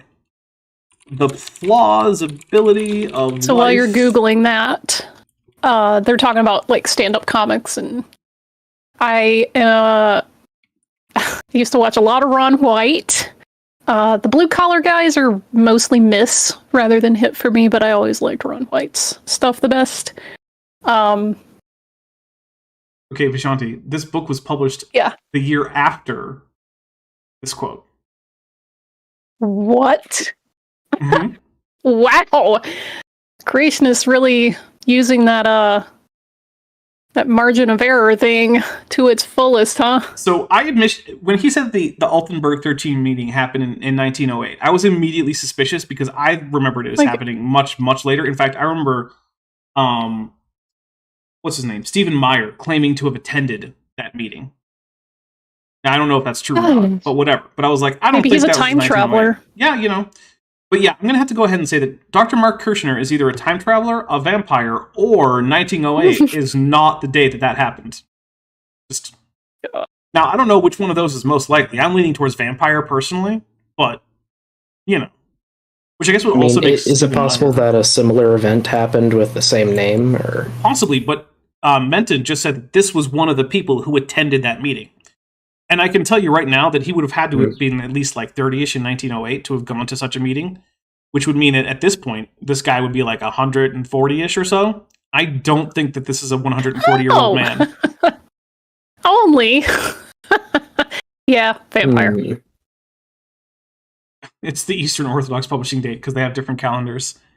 Yeah, the difference in those calendars is only off by like 8 days or something right now. So, no, it's more than that. It's 13 days. It's only 13 days. But still, that's not going to account for that much difference. Yeah. I don't know, Dapper. I think it's pretty sound. I think you just need to drink some more snake oil. No, snake oil is a topical treatment. It's not for internal use. Come on, man. I know, I'm saying drink it. Oh, no. It'll make the pain go away. I try not to drink oil. Are you telling me a snake oiled this salesman? If it's a random chance conspiracy rage, does this count as a Trojan source? I don't think so, because it doesn't actually directly contradict what he's saying, at least not yet. But let's see what Alexander Dunkert says the AWTB wasn't even a thing in 1908. It was founded in 1998. So what I'm going to go ahead with is that someone was typing this with the number row at the top of your keyboard, and they hit a 0 instead of a 9. And then David Menton, not only does he not notice, right? Because it could just be that he didn't notice it was on the slide. He doesn't know when it occurred. And so he didn't even think that it was a problem. That he had a quote from that he claimed that Mark Kirshner was at a meeting in 1908 while also having a quote in a paper in 2005. That's the only thing I can think of, is that David Menton is that stupid that he doesn't notice that there might be a contradiction between saying that this meeting took place in 1908 and that this guy is publishing books in 2006 as having attended that meeting. So yeah, we're going to take a drink for how stupid that is, because, wow. Yeah. Alex Markle says, that's off by more than an order of magnitude. No, it's not, because it's only 90 years difference, right? 1908 versus 1998. That's under an order of magnitude. Well, I guess then when you say, what are you kind of like 1 year or 2 years? Yeah, I don't know. It's hard to actually figure it out. You know what? I'm not going to give it to them either way, because we can argue that that's 2 orders of magnitude because we're going to the tens. And yeah, I don't know. But then again, you could say, like, well, the whole date is 4 digits. You know what? I don't care. We're going to hit play. I'm going to stop trying to think about it. Over the last 100 years, almost all of biology has proceeded independent of evolution, except evolutionary biology itself. Now, if you're going to do that, you need evolution. Okay. I mean, he's strictly wrong about that. Right? Like, paleontology has evolution all over it. Every time you describe a new species, you have to actually determine which taxonomic groups it belongs to. That requires evolution. Medicine has absolutely not proceeded without biology or evolutionary biology. So I don't care that Mark Kirshner said that. He's demonstrably and easily demonstrably wrong about that. It is trivially easy to show that he's wrong about that. Okay. Now he's talking about his own field, so he knows what he's talking about. I mean, there are cranks in every field. That's the thing. Being in the right field is the first step to clearing the hurdle of whether or not you are a reasonable authority to cite. You then also have to go on to say, well, okay, but do you have crazy, weird fringe beliefs that no one else in the field accepts? In which case, that diminishes your quality as a a resource that can be cited as some kind of authority. Vandalia 1998 for $2 says, obviously he was an immortal Highlander. Yes, I forgot about that option. That is a good point. He could have been an immortal Highlander. Or like Aliens, I guess, based on Highlander 2, a movie that probably shouldn't have been made. I haven't seen either of them. Well, I mean, the first one's pretty decent. I would not recommend watching the second one. It just retcons a whole bunch of stuff and is bad. Molecular biology, biochemistry, and physiology have not taken evolution into account at all. Well, that's not true. I mean, physiology is... Many things about both biochemistry and physiology would be completely nonsensical if you did not have the evolutionary history of those systems in mind. I mean, I'm sorry, Mark Kirchner, but you are now causing me to take a that's really stupid drink. Yeah, which also means it's time to pour some Mountain Dew watermelon. That's also hard Mountain Dew. Well, while you do that, some molecular bio. Yeah, we need evolution to take into account like how different organisms, like if we're looking for a specific protein we need or properties of a certain enzyme. You're going to look at organisms with similar proteins and similar enzymes, and then look in their relatives. Biochemistry, similar thing. Physiology, just so much in medicine and like animal husbandry. All this needs evolution. All of it. Yeah, no, I mean you're absolutely right.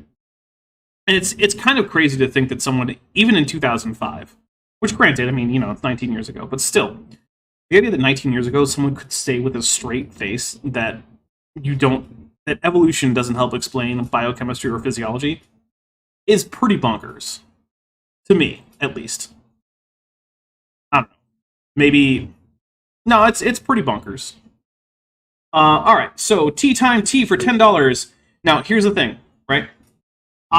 This has a couple of symbols that I do not regularly practice in the IPA, so there is a high chance that I will get them at least a little bit wrong.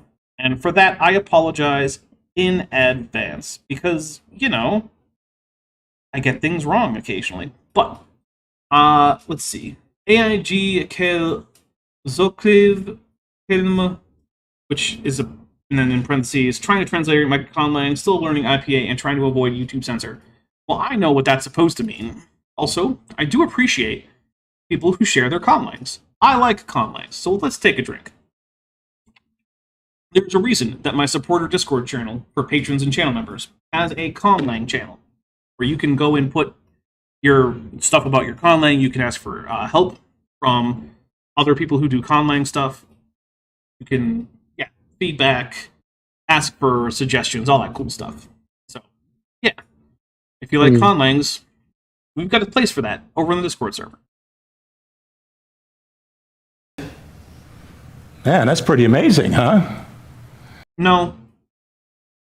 Some guy said a thing is not very amazing, especially when it's demonstrably false. That second especially E was way more open. Like, okay. Looking into this guy just a little bit, Mark Kirchner, I'm not sure.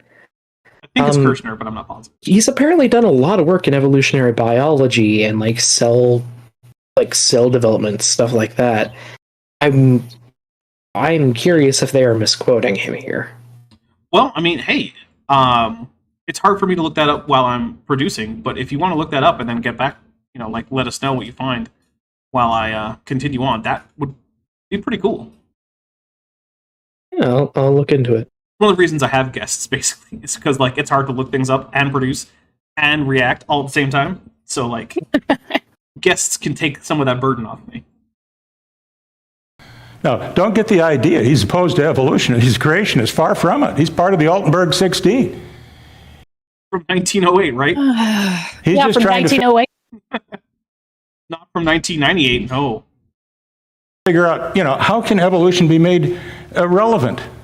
Evolution was developed, what we call the modern synthesis, about 70 years ago, before we really got seriously involved with cell biology and modern molecular biology and No, it was developed as a result of people getting involved with molecular biology, cytology, genetics. Yeah, it was a result of that there.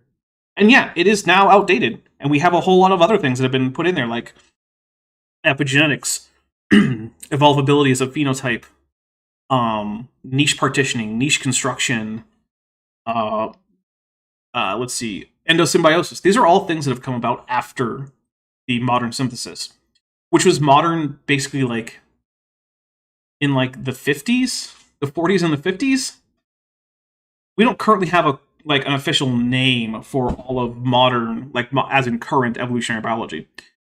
So yeah, we just kind of now call it just evolutionary biology. But yeah, the time frame of the modern synthesis has been gone for a long time. And the thing is, this is what I was talking about when we were saying we're going to talk about the extended evolutionary synthesis.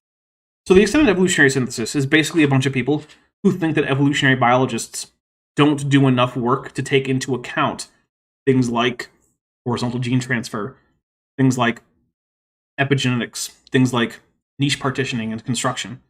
But the thing is, how so? That's one of the things I haven't defined. Like, because these are things that are actually taken into account in things like population genetics models, in papers discussing the actual historical evolutionary histories of various organisms. Like, these things are taken into account. There are studies measuring the effects of epigenetics versus actual changes in allele frequencies. Like, this is just a thing that's already a routine part of evolutionary biology. So as far as I can tell, basically, give me a second, the extended evolutionary synthesis guys like Kirshner are just like, but no one talks about my favorite part of evolution enough. I'm like, okay, well, I don't care. That's not a criticism of evolution. Okay. It's not a... Oh, go ahead. Sorry, go ahead. Sorry, I thought you were done. Never mind. Go ahead. Okay. So I couldn't find the text online, but I did find you from the National Center for Science Education. It sounds like, at least the main thrust of the book is about like exaptation, how a feature in an organism can be repurposed for a bunch of different means, like a bunch of different functions. And just saying that that can lead to different selective pressures in different areas. Okay. And like you were just saying about...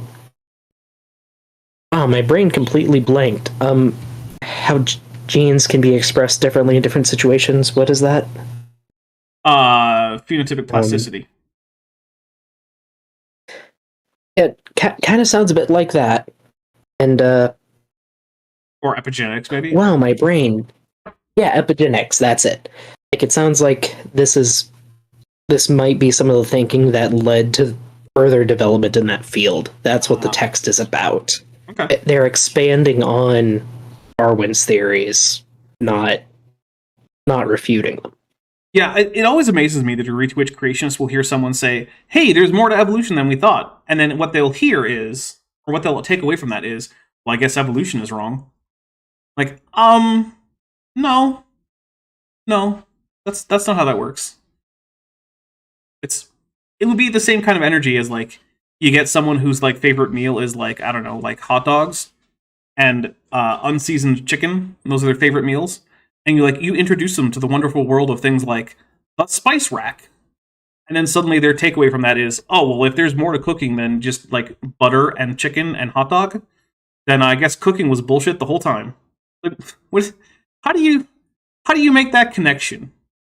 Because look, I have my own problem with the extended evolutionary synthesis guys, right? I think they're basically just tilting at windmills and complaining about something that is... They're just complaining that something that isn't happening... Right? They're complaining that something that is happening isn't happening, and they're just wrong about that. And it's dumb, and I hate it. But, like, it absolutely is no benefit to creationists whatsoever. Like, no matter how right or wrong the extended evolutionary synthesis guys are, it is absolutely no help to the ideas of young Earth creationism. And I just don't get it, because no one in the extended evolutionary synthesis community is disputing universal common ancestry, or natural selection, or mutation as the origin of new genetic information. They're not disputing the ancient age of the Earth. They're not disputing any of these things. All of their ideas, if they were all 100% correct, wouldn't do damn thing to make a single aspect of young Earth creationism that is distinct to young Earth creationism plausible, or just creationism in general. It's just so weird. Yeah.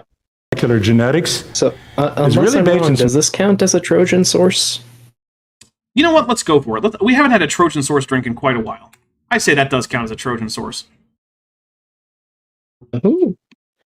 Also, I like Alex Markle in the chat, but we're Dok Dino's Dino Army. Yes. Join the Dino Army. Alex Markle also Become my unaccredited nuggets. Alex Markle also says, cooking has always been bullshit, so says my neurospicy brain. Alright, I mean, hey, fair enough. But I think you realize that that's probably not an opinion shared by most people. Very old technology. So He's sorry, saying, I feel I have to explain that. Unaccredited nuggets is a joke we came up with on my channel for what I should call my subscribers. Okay. Because I am Dr. Dino. They're unaccredited nuggets. And if you subscribe or join my Patreon, you can, I don't know, become a student drumstick or something like that. You should make that one of your tiers. Chicken wing. There you go. Maybe I should. Nuggy. Maybe I should. All right, here we go. evolution so far doesn't really contribute anything to the modern. I mean, he feels that it could. I mean, unless you count medicine, pesticides, where to find fossils, conservation efforts. You know, if you ignore all those things, most of which I find pretty important, yeah, sure, evolution contributes nothing. My Unfinished Journey for $5 says, according to @Alexander Dankert, the 17th Edinburgh workshop was in 2007. They meet more than once a year. Yep, that sounds about right.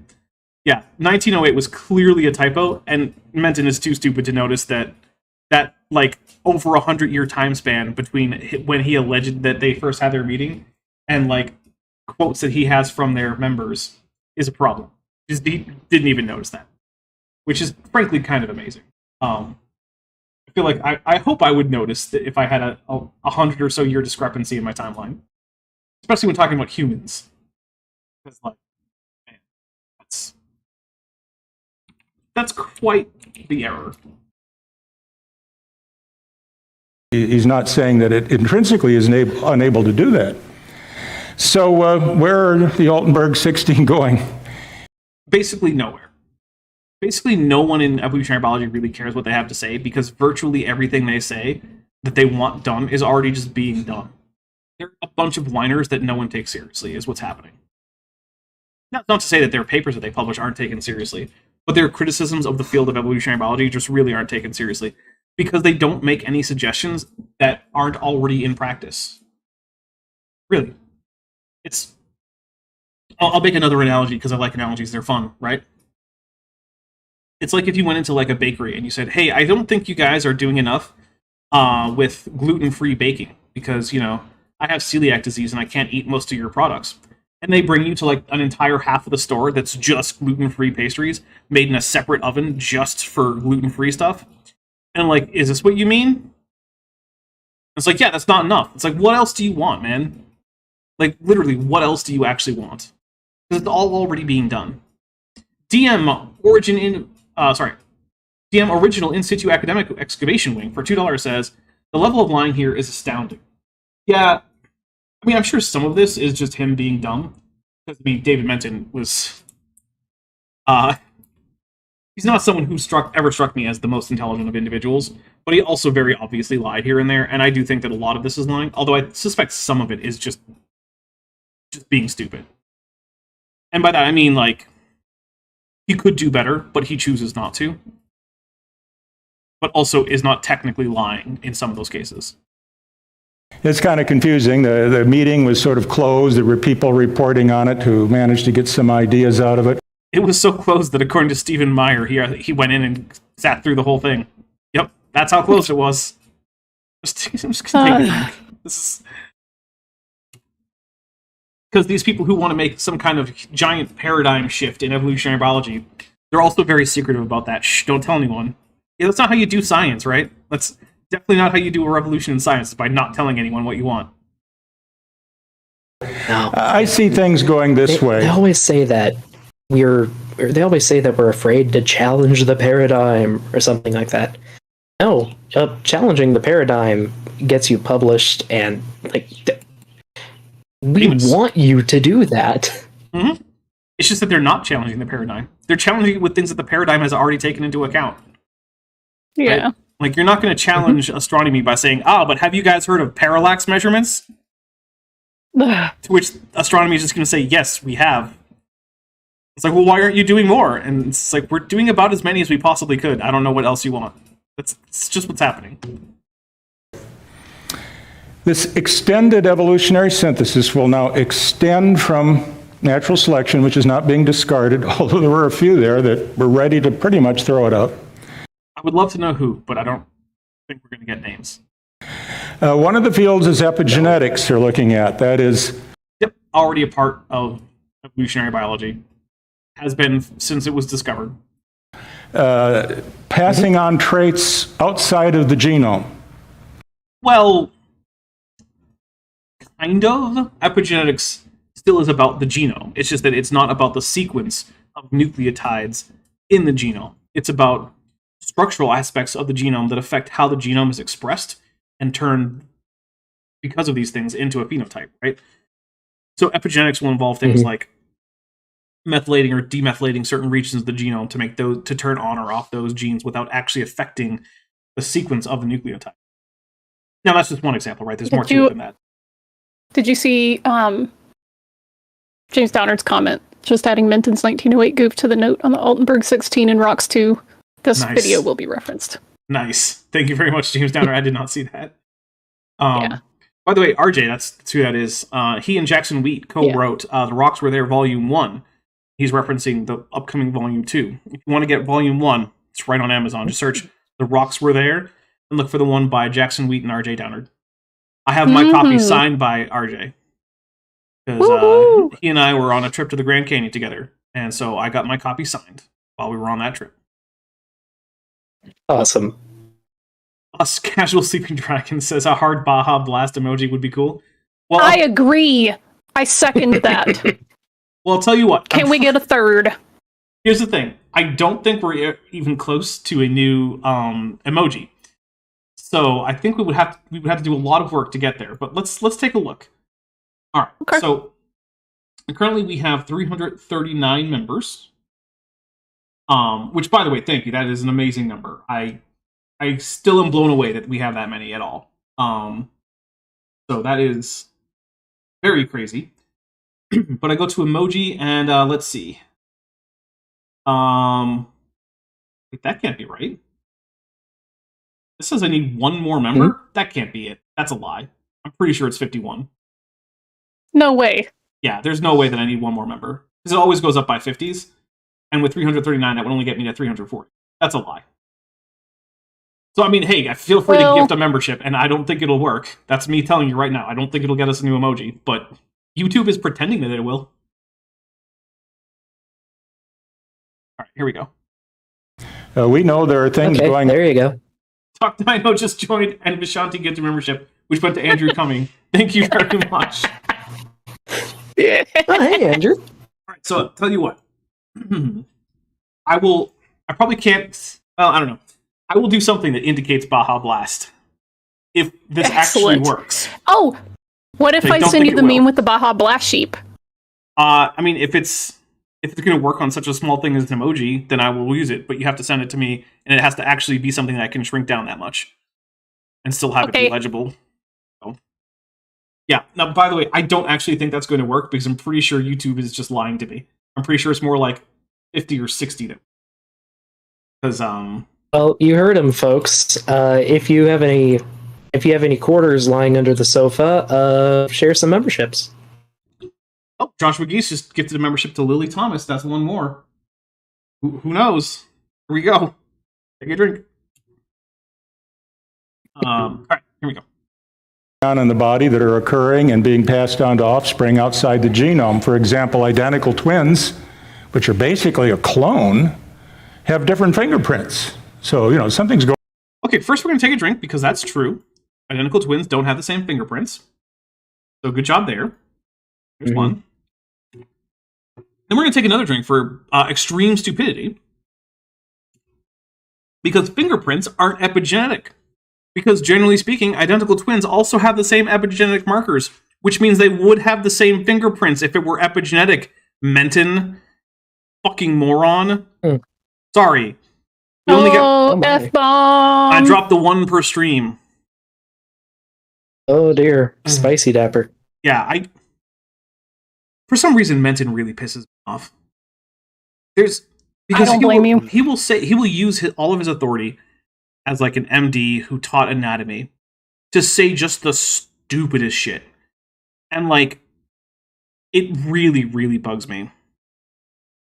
I don't know. No, I think it might be the lying with a smile on his face. Yeah, that doesn't help either. That gets to me too. Yeah. All right. Going on here.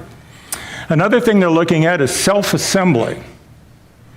And finally, and this is key, self-organization. Okay, so unless he's going to go more into detail, I don't even exactly know what he means, because the thing is, like, there's like protein self-assembly where like proteins are made in numerous groups that then, like, a single protein is assembled from sub-assemblies that themselves are created separately in ribosomes. But like, okay, so what? Like that's something that's part of evolutionary biology. So I don't know. Also, this says to get to, so I'm double checking with the website, like from Google, and they say to get to a 23rd emoji, we need 400, which does mean that we need like 60 more members. So yeah, I knew YouTube was lying to me when they said I only needed one more member, because I'm pretty sure this is right. So sorry, Vishanti and Josh and Doc. Aww. That's not going to get us one. But then again, Joshua Geese just gave 5 more memberships. So, I mean, that's closer. Gonna get that Baja Blast membership. All right, so those went to Choi Dragconics, Peter Brozowski, Christine V, and Hobocron. Hobocron? Hobocron. I'm gonna go with Hobocron. 3, 1, 2, 3, 4, and 5. It tastes like artificial watermelon flavor. All right, here we go. Hobocron sounds like a joke transformer. I agree. I like it. Notice they eliminate any possibility. Dark of the Moon. Sorry? Is that what Megatron was in Dark of the Moon? Maybe. Of willful design, any input from a creator. Yeah, because there's no positive evidence of such a thing. And it would be hard to falsify. So, like, it's not part of science. Sorry, David, but, like, all this means is I just don't like science. David Menton, about 10 years ago. That's all that is. Everything has to be spontaneous and natural. It's just they know natural selection doesn't really do it. It doesn't do all of it, but again, that's never been, like, a thing that anyone thought. That natural selection was just all of it. And so they're looking for intrinsic ordering principles in nature. Ultimately, I believe they'll be going towards something that we could, I think, fairly call occult forces. Okay. Guys, it's Excuse me, what? occult forces. We're going to summon some demons, and then after they're done building us a new temple in Jerusalem, then we can get them to change organisms through evolution or something. Get your rings of Solomon out, guys. Let's take a drink. Occult forces. I'm sorry, Wow. that's a new one. Yeah, that is definitely a new one for me. I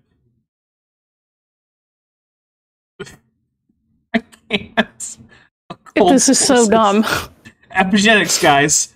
It's totally the same thing as rolling up a cursed tablet and sticking it in a wine jar underground so that the gods of the underworld can accept your wine offering and then curse your enemies. It's all the same thing. That, methylation of parts of the genome. Where's the difference, really, between these things? Geez, at this point, I wouldn't mind a wine offering, to be honest with you. I mean, I'm not going to tell you not to go get some wine. Yeah, Liz D's got it. Occult forces, demonic selection. Yes. Doom Eternal theme intensifies. Oh man, Doom Eternal had such great music. Yeah, it does. Sadly, Yeah, it does. I don't have any alcohol in the house, but I kind of wish I did. Well, Meldeborn says the demon core isn't actually possessed by a demon, sir. did you see the most recent demon core meme I sent you? You know I did. Okay, good. By that I don't mean satanic forces. By occult, I mean unknown Bob Ali, forces Full that Metal produce Geneticist. structure. See, this is what the evolutionists haven't come up with, is structure. What does that mean? We've got the structure of the genome pretty well established. We've got the structure of, various parts of population genetics pretty well established. The structure of well-studied organisms is pretty well established. What structure isn't established there, Dave? I say that like you can hear me. If you're wondering where we are in molecular biology right now, let's say your goal was to make a men's suit, three-piece. I wouldn't use molecular biology as my tool, but okay. A certain size worsted, okay? So far, how far have you advanced on it? You have come up with thread. I don't even know how this analogy maps. I'm taking a drink. This analogy is complete nonsense. Nothing even maps on this analogy. I am Confucian. Yes. As am I. I think I'm about ready to change from a Deinonychus to a Confuciusaurus.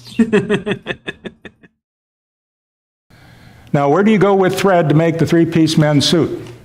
You're going to have to weave it into a fabric. You're going to So the loom. So we do know how to do this? Okay. have to cut the fabric pieces to a particular design. You're So blades, something humans have figured out for millions of years. Okay. So far, so good.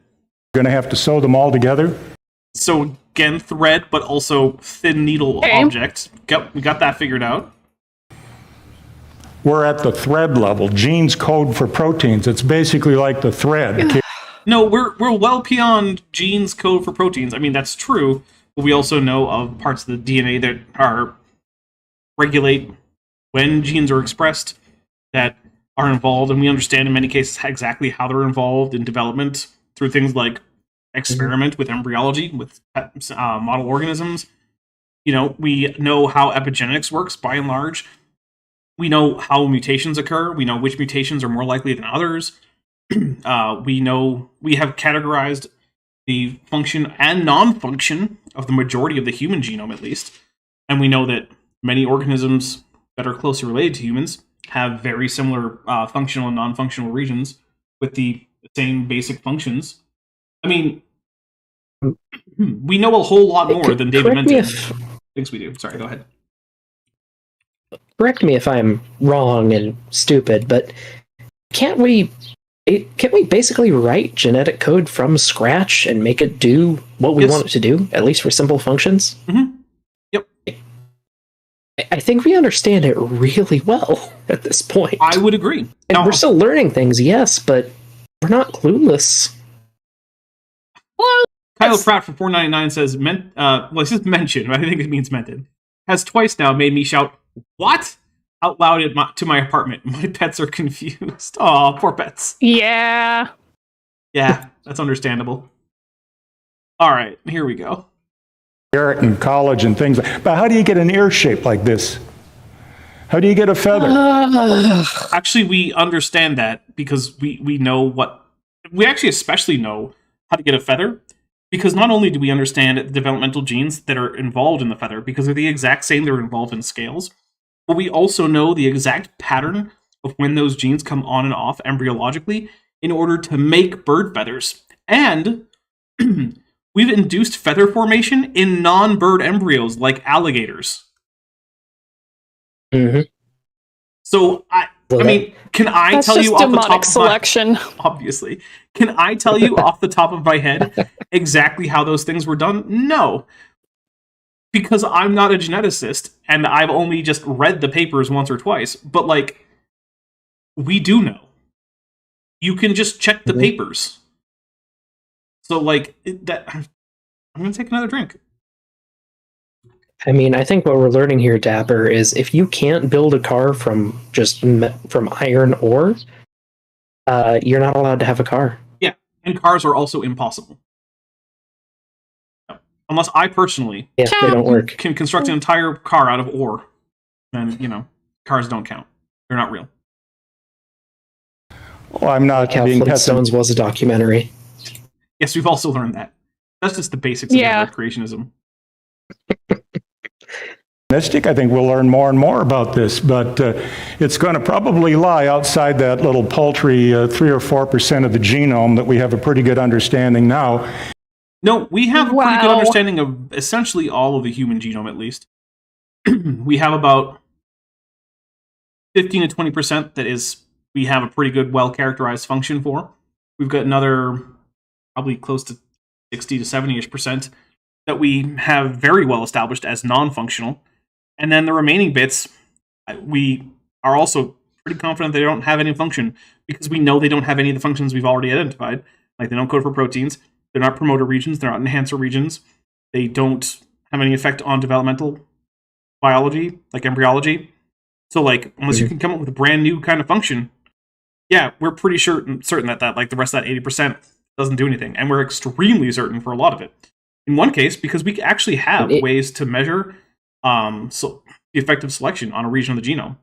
And in regions where there is no evident selection, it means that part of the genome can say literally anything and it doesn't matter, which seems to me like pretty darn strong evidence of non-function.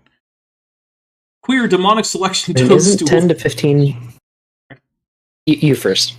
Queer demonic selection toadstool, who's been a member for 6 months and is at the amniote level, sends a Godzilla emoji, so we'll take a drink. No. Isn't 10 to 15% of the genome just white noise from ERVs? Yeah, more or less. But that's in that non-functional 80-ish%. That's part of that. Right. Yeah.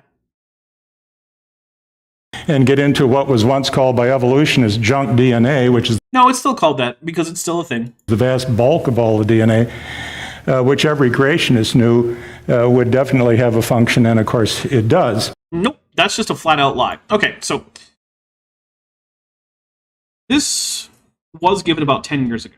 So I am willing to say that I do not know that this was given before the 2014 paper from ENCODE. We're going to talk a little bit about ENCODE. First, I'll just take a drink, because just lying about ENCODE, or well, you know what, it's fine. I won't. Take one later, though.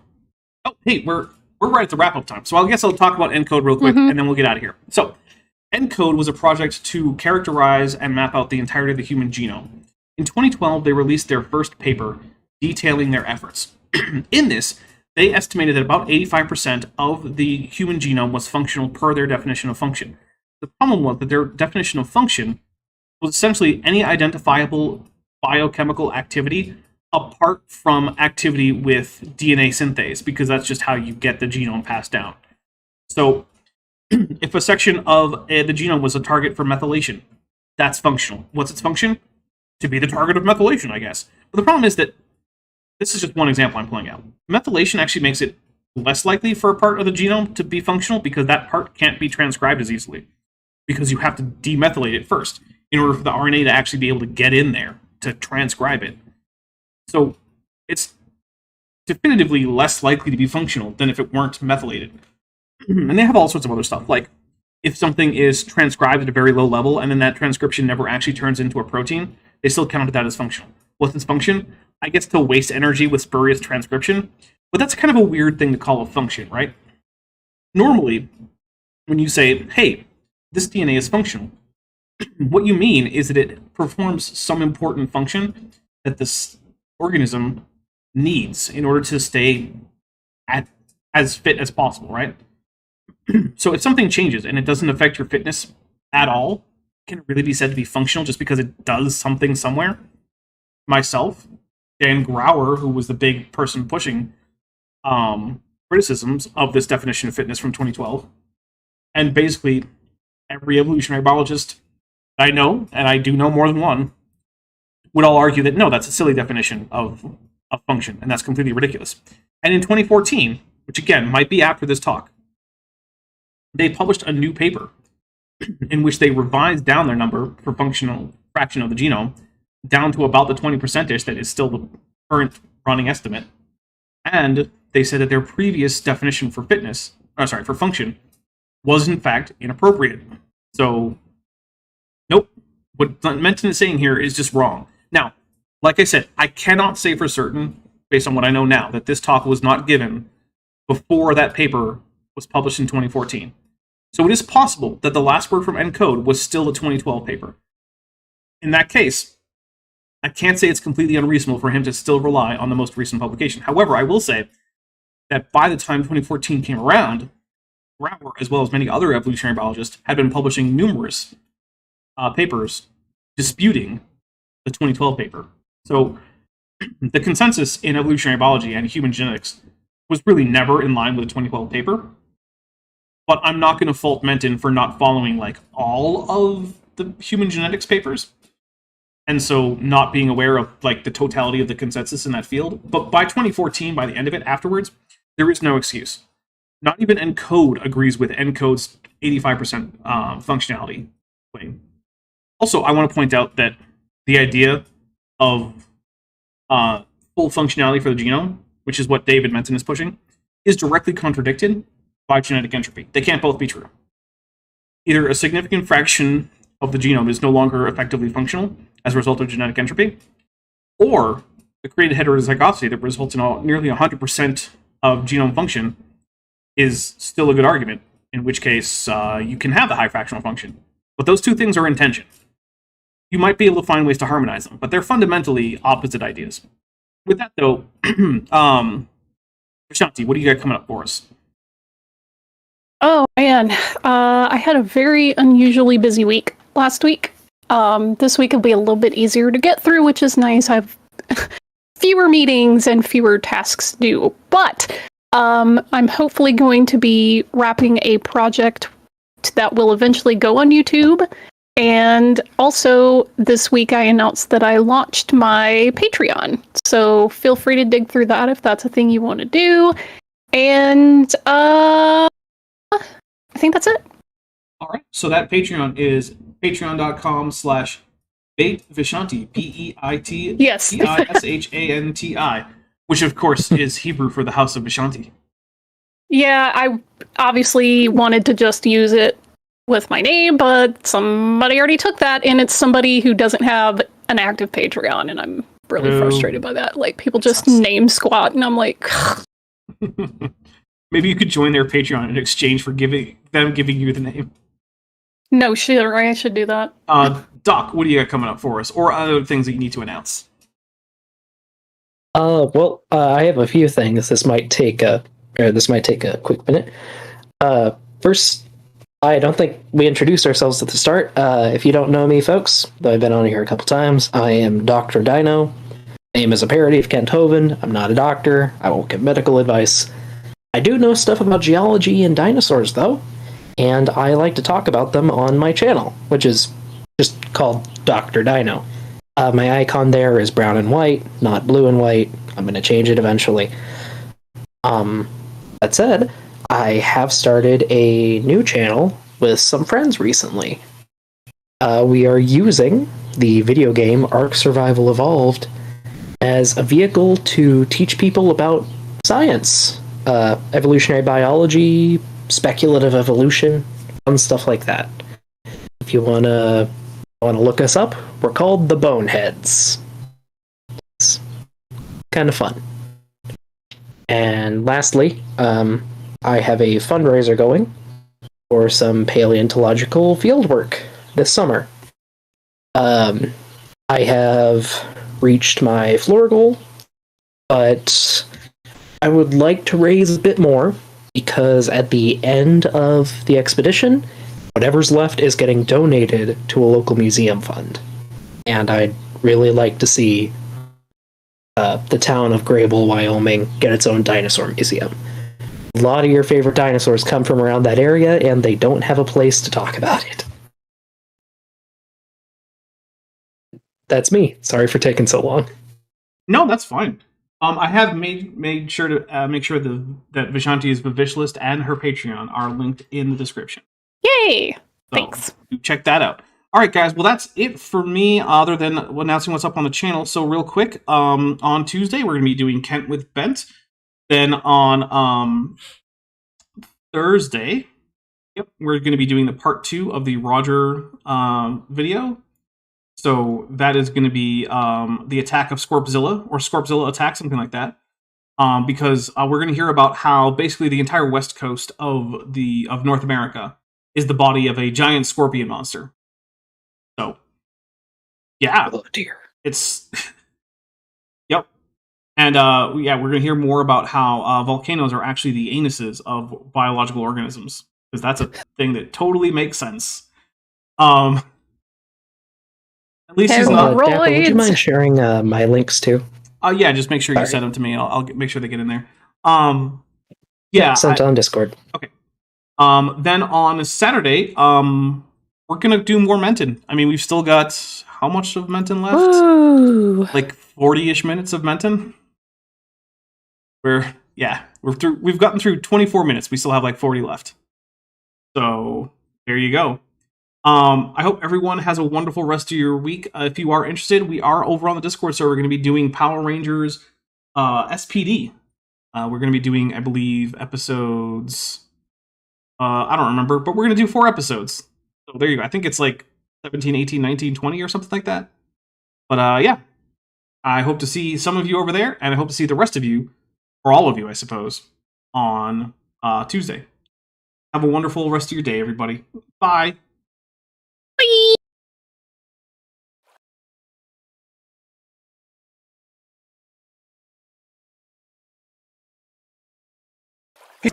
Weasel, Whispers, Elleron Teller, Horseflesh, Ian Chen, Kelvin Vrostek Van Manen, Landon Knoll, Mabdy Babdy, Sphincter of Doom, Vollus, John Ackerman, Eta V, and Strawberry Vein. It's because of my channel members and patrons whom you're seeing on screen that this channel can stay afloat. Without you, it would all shut down. If you want to join the team, there's a link to join the channel below this video, and there's a link to join the Patreon in the description. On the Patreon, you can get a 10% discount for pledging annually, and either way, you get early access to virtually all of my scripted videos, often 3 to 5 months before they come out for the general public. Thanks for watching.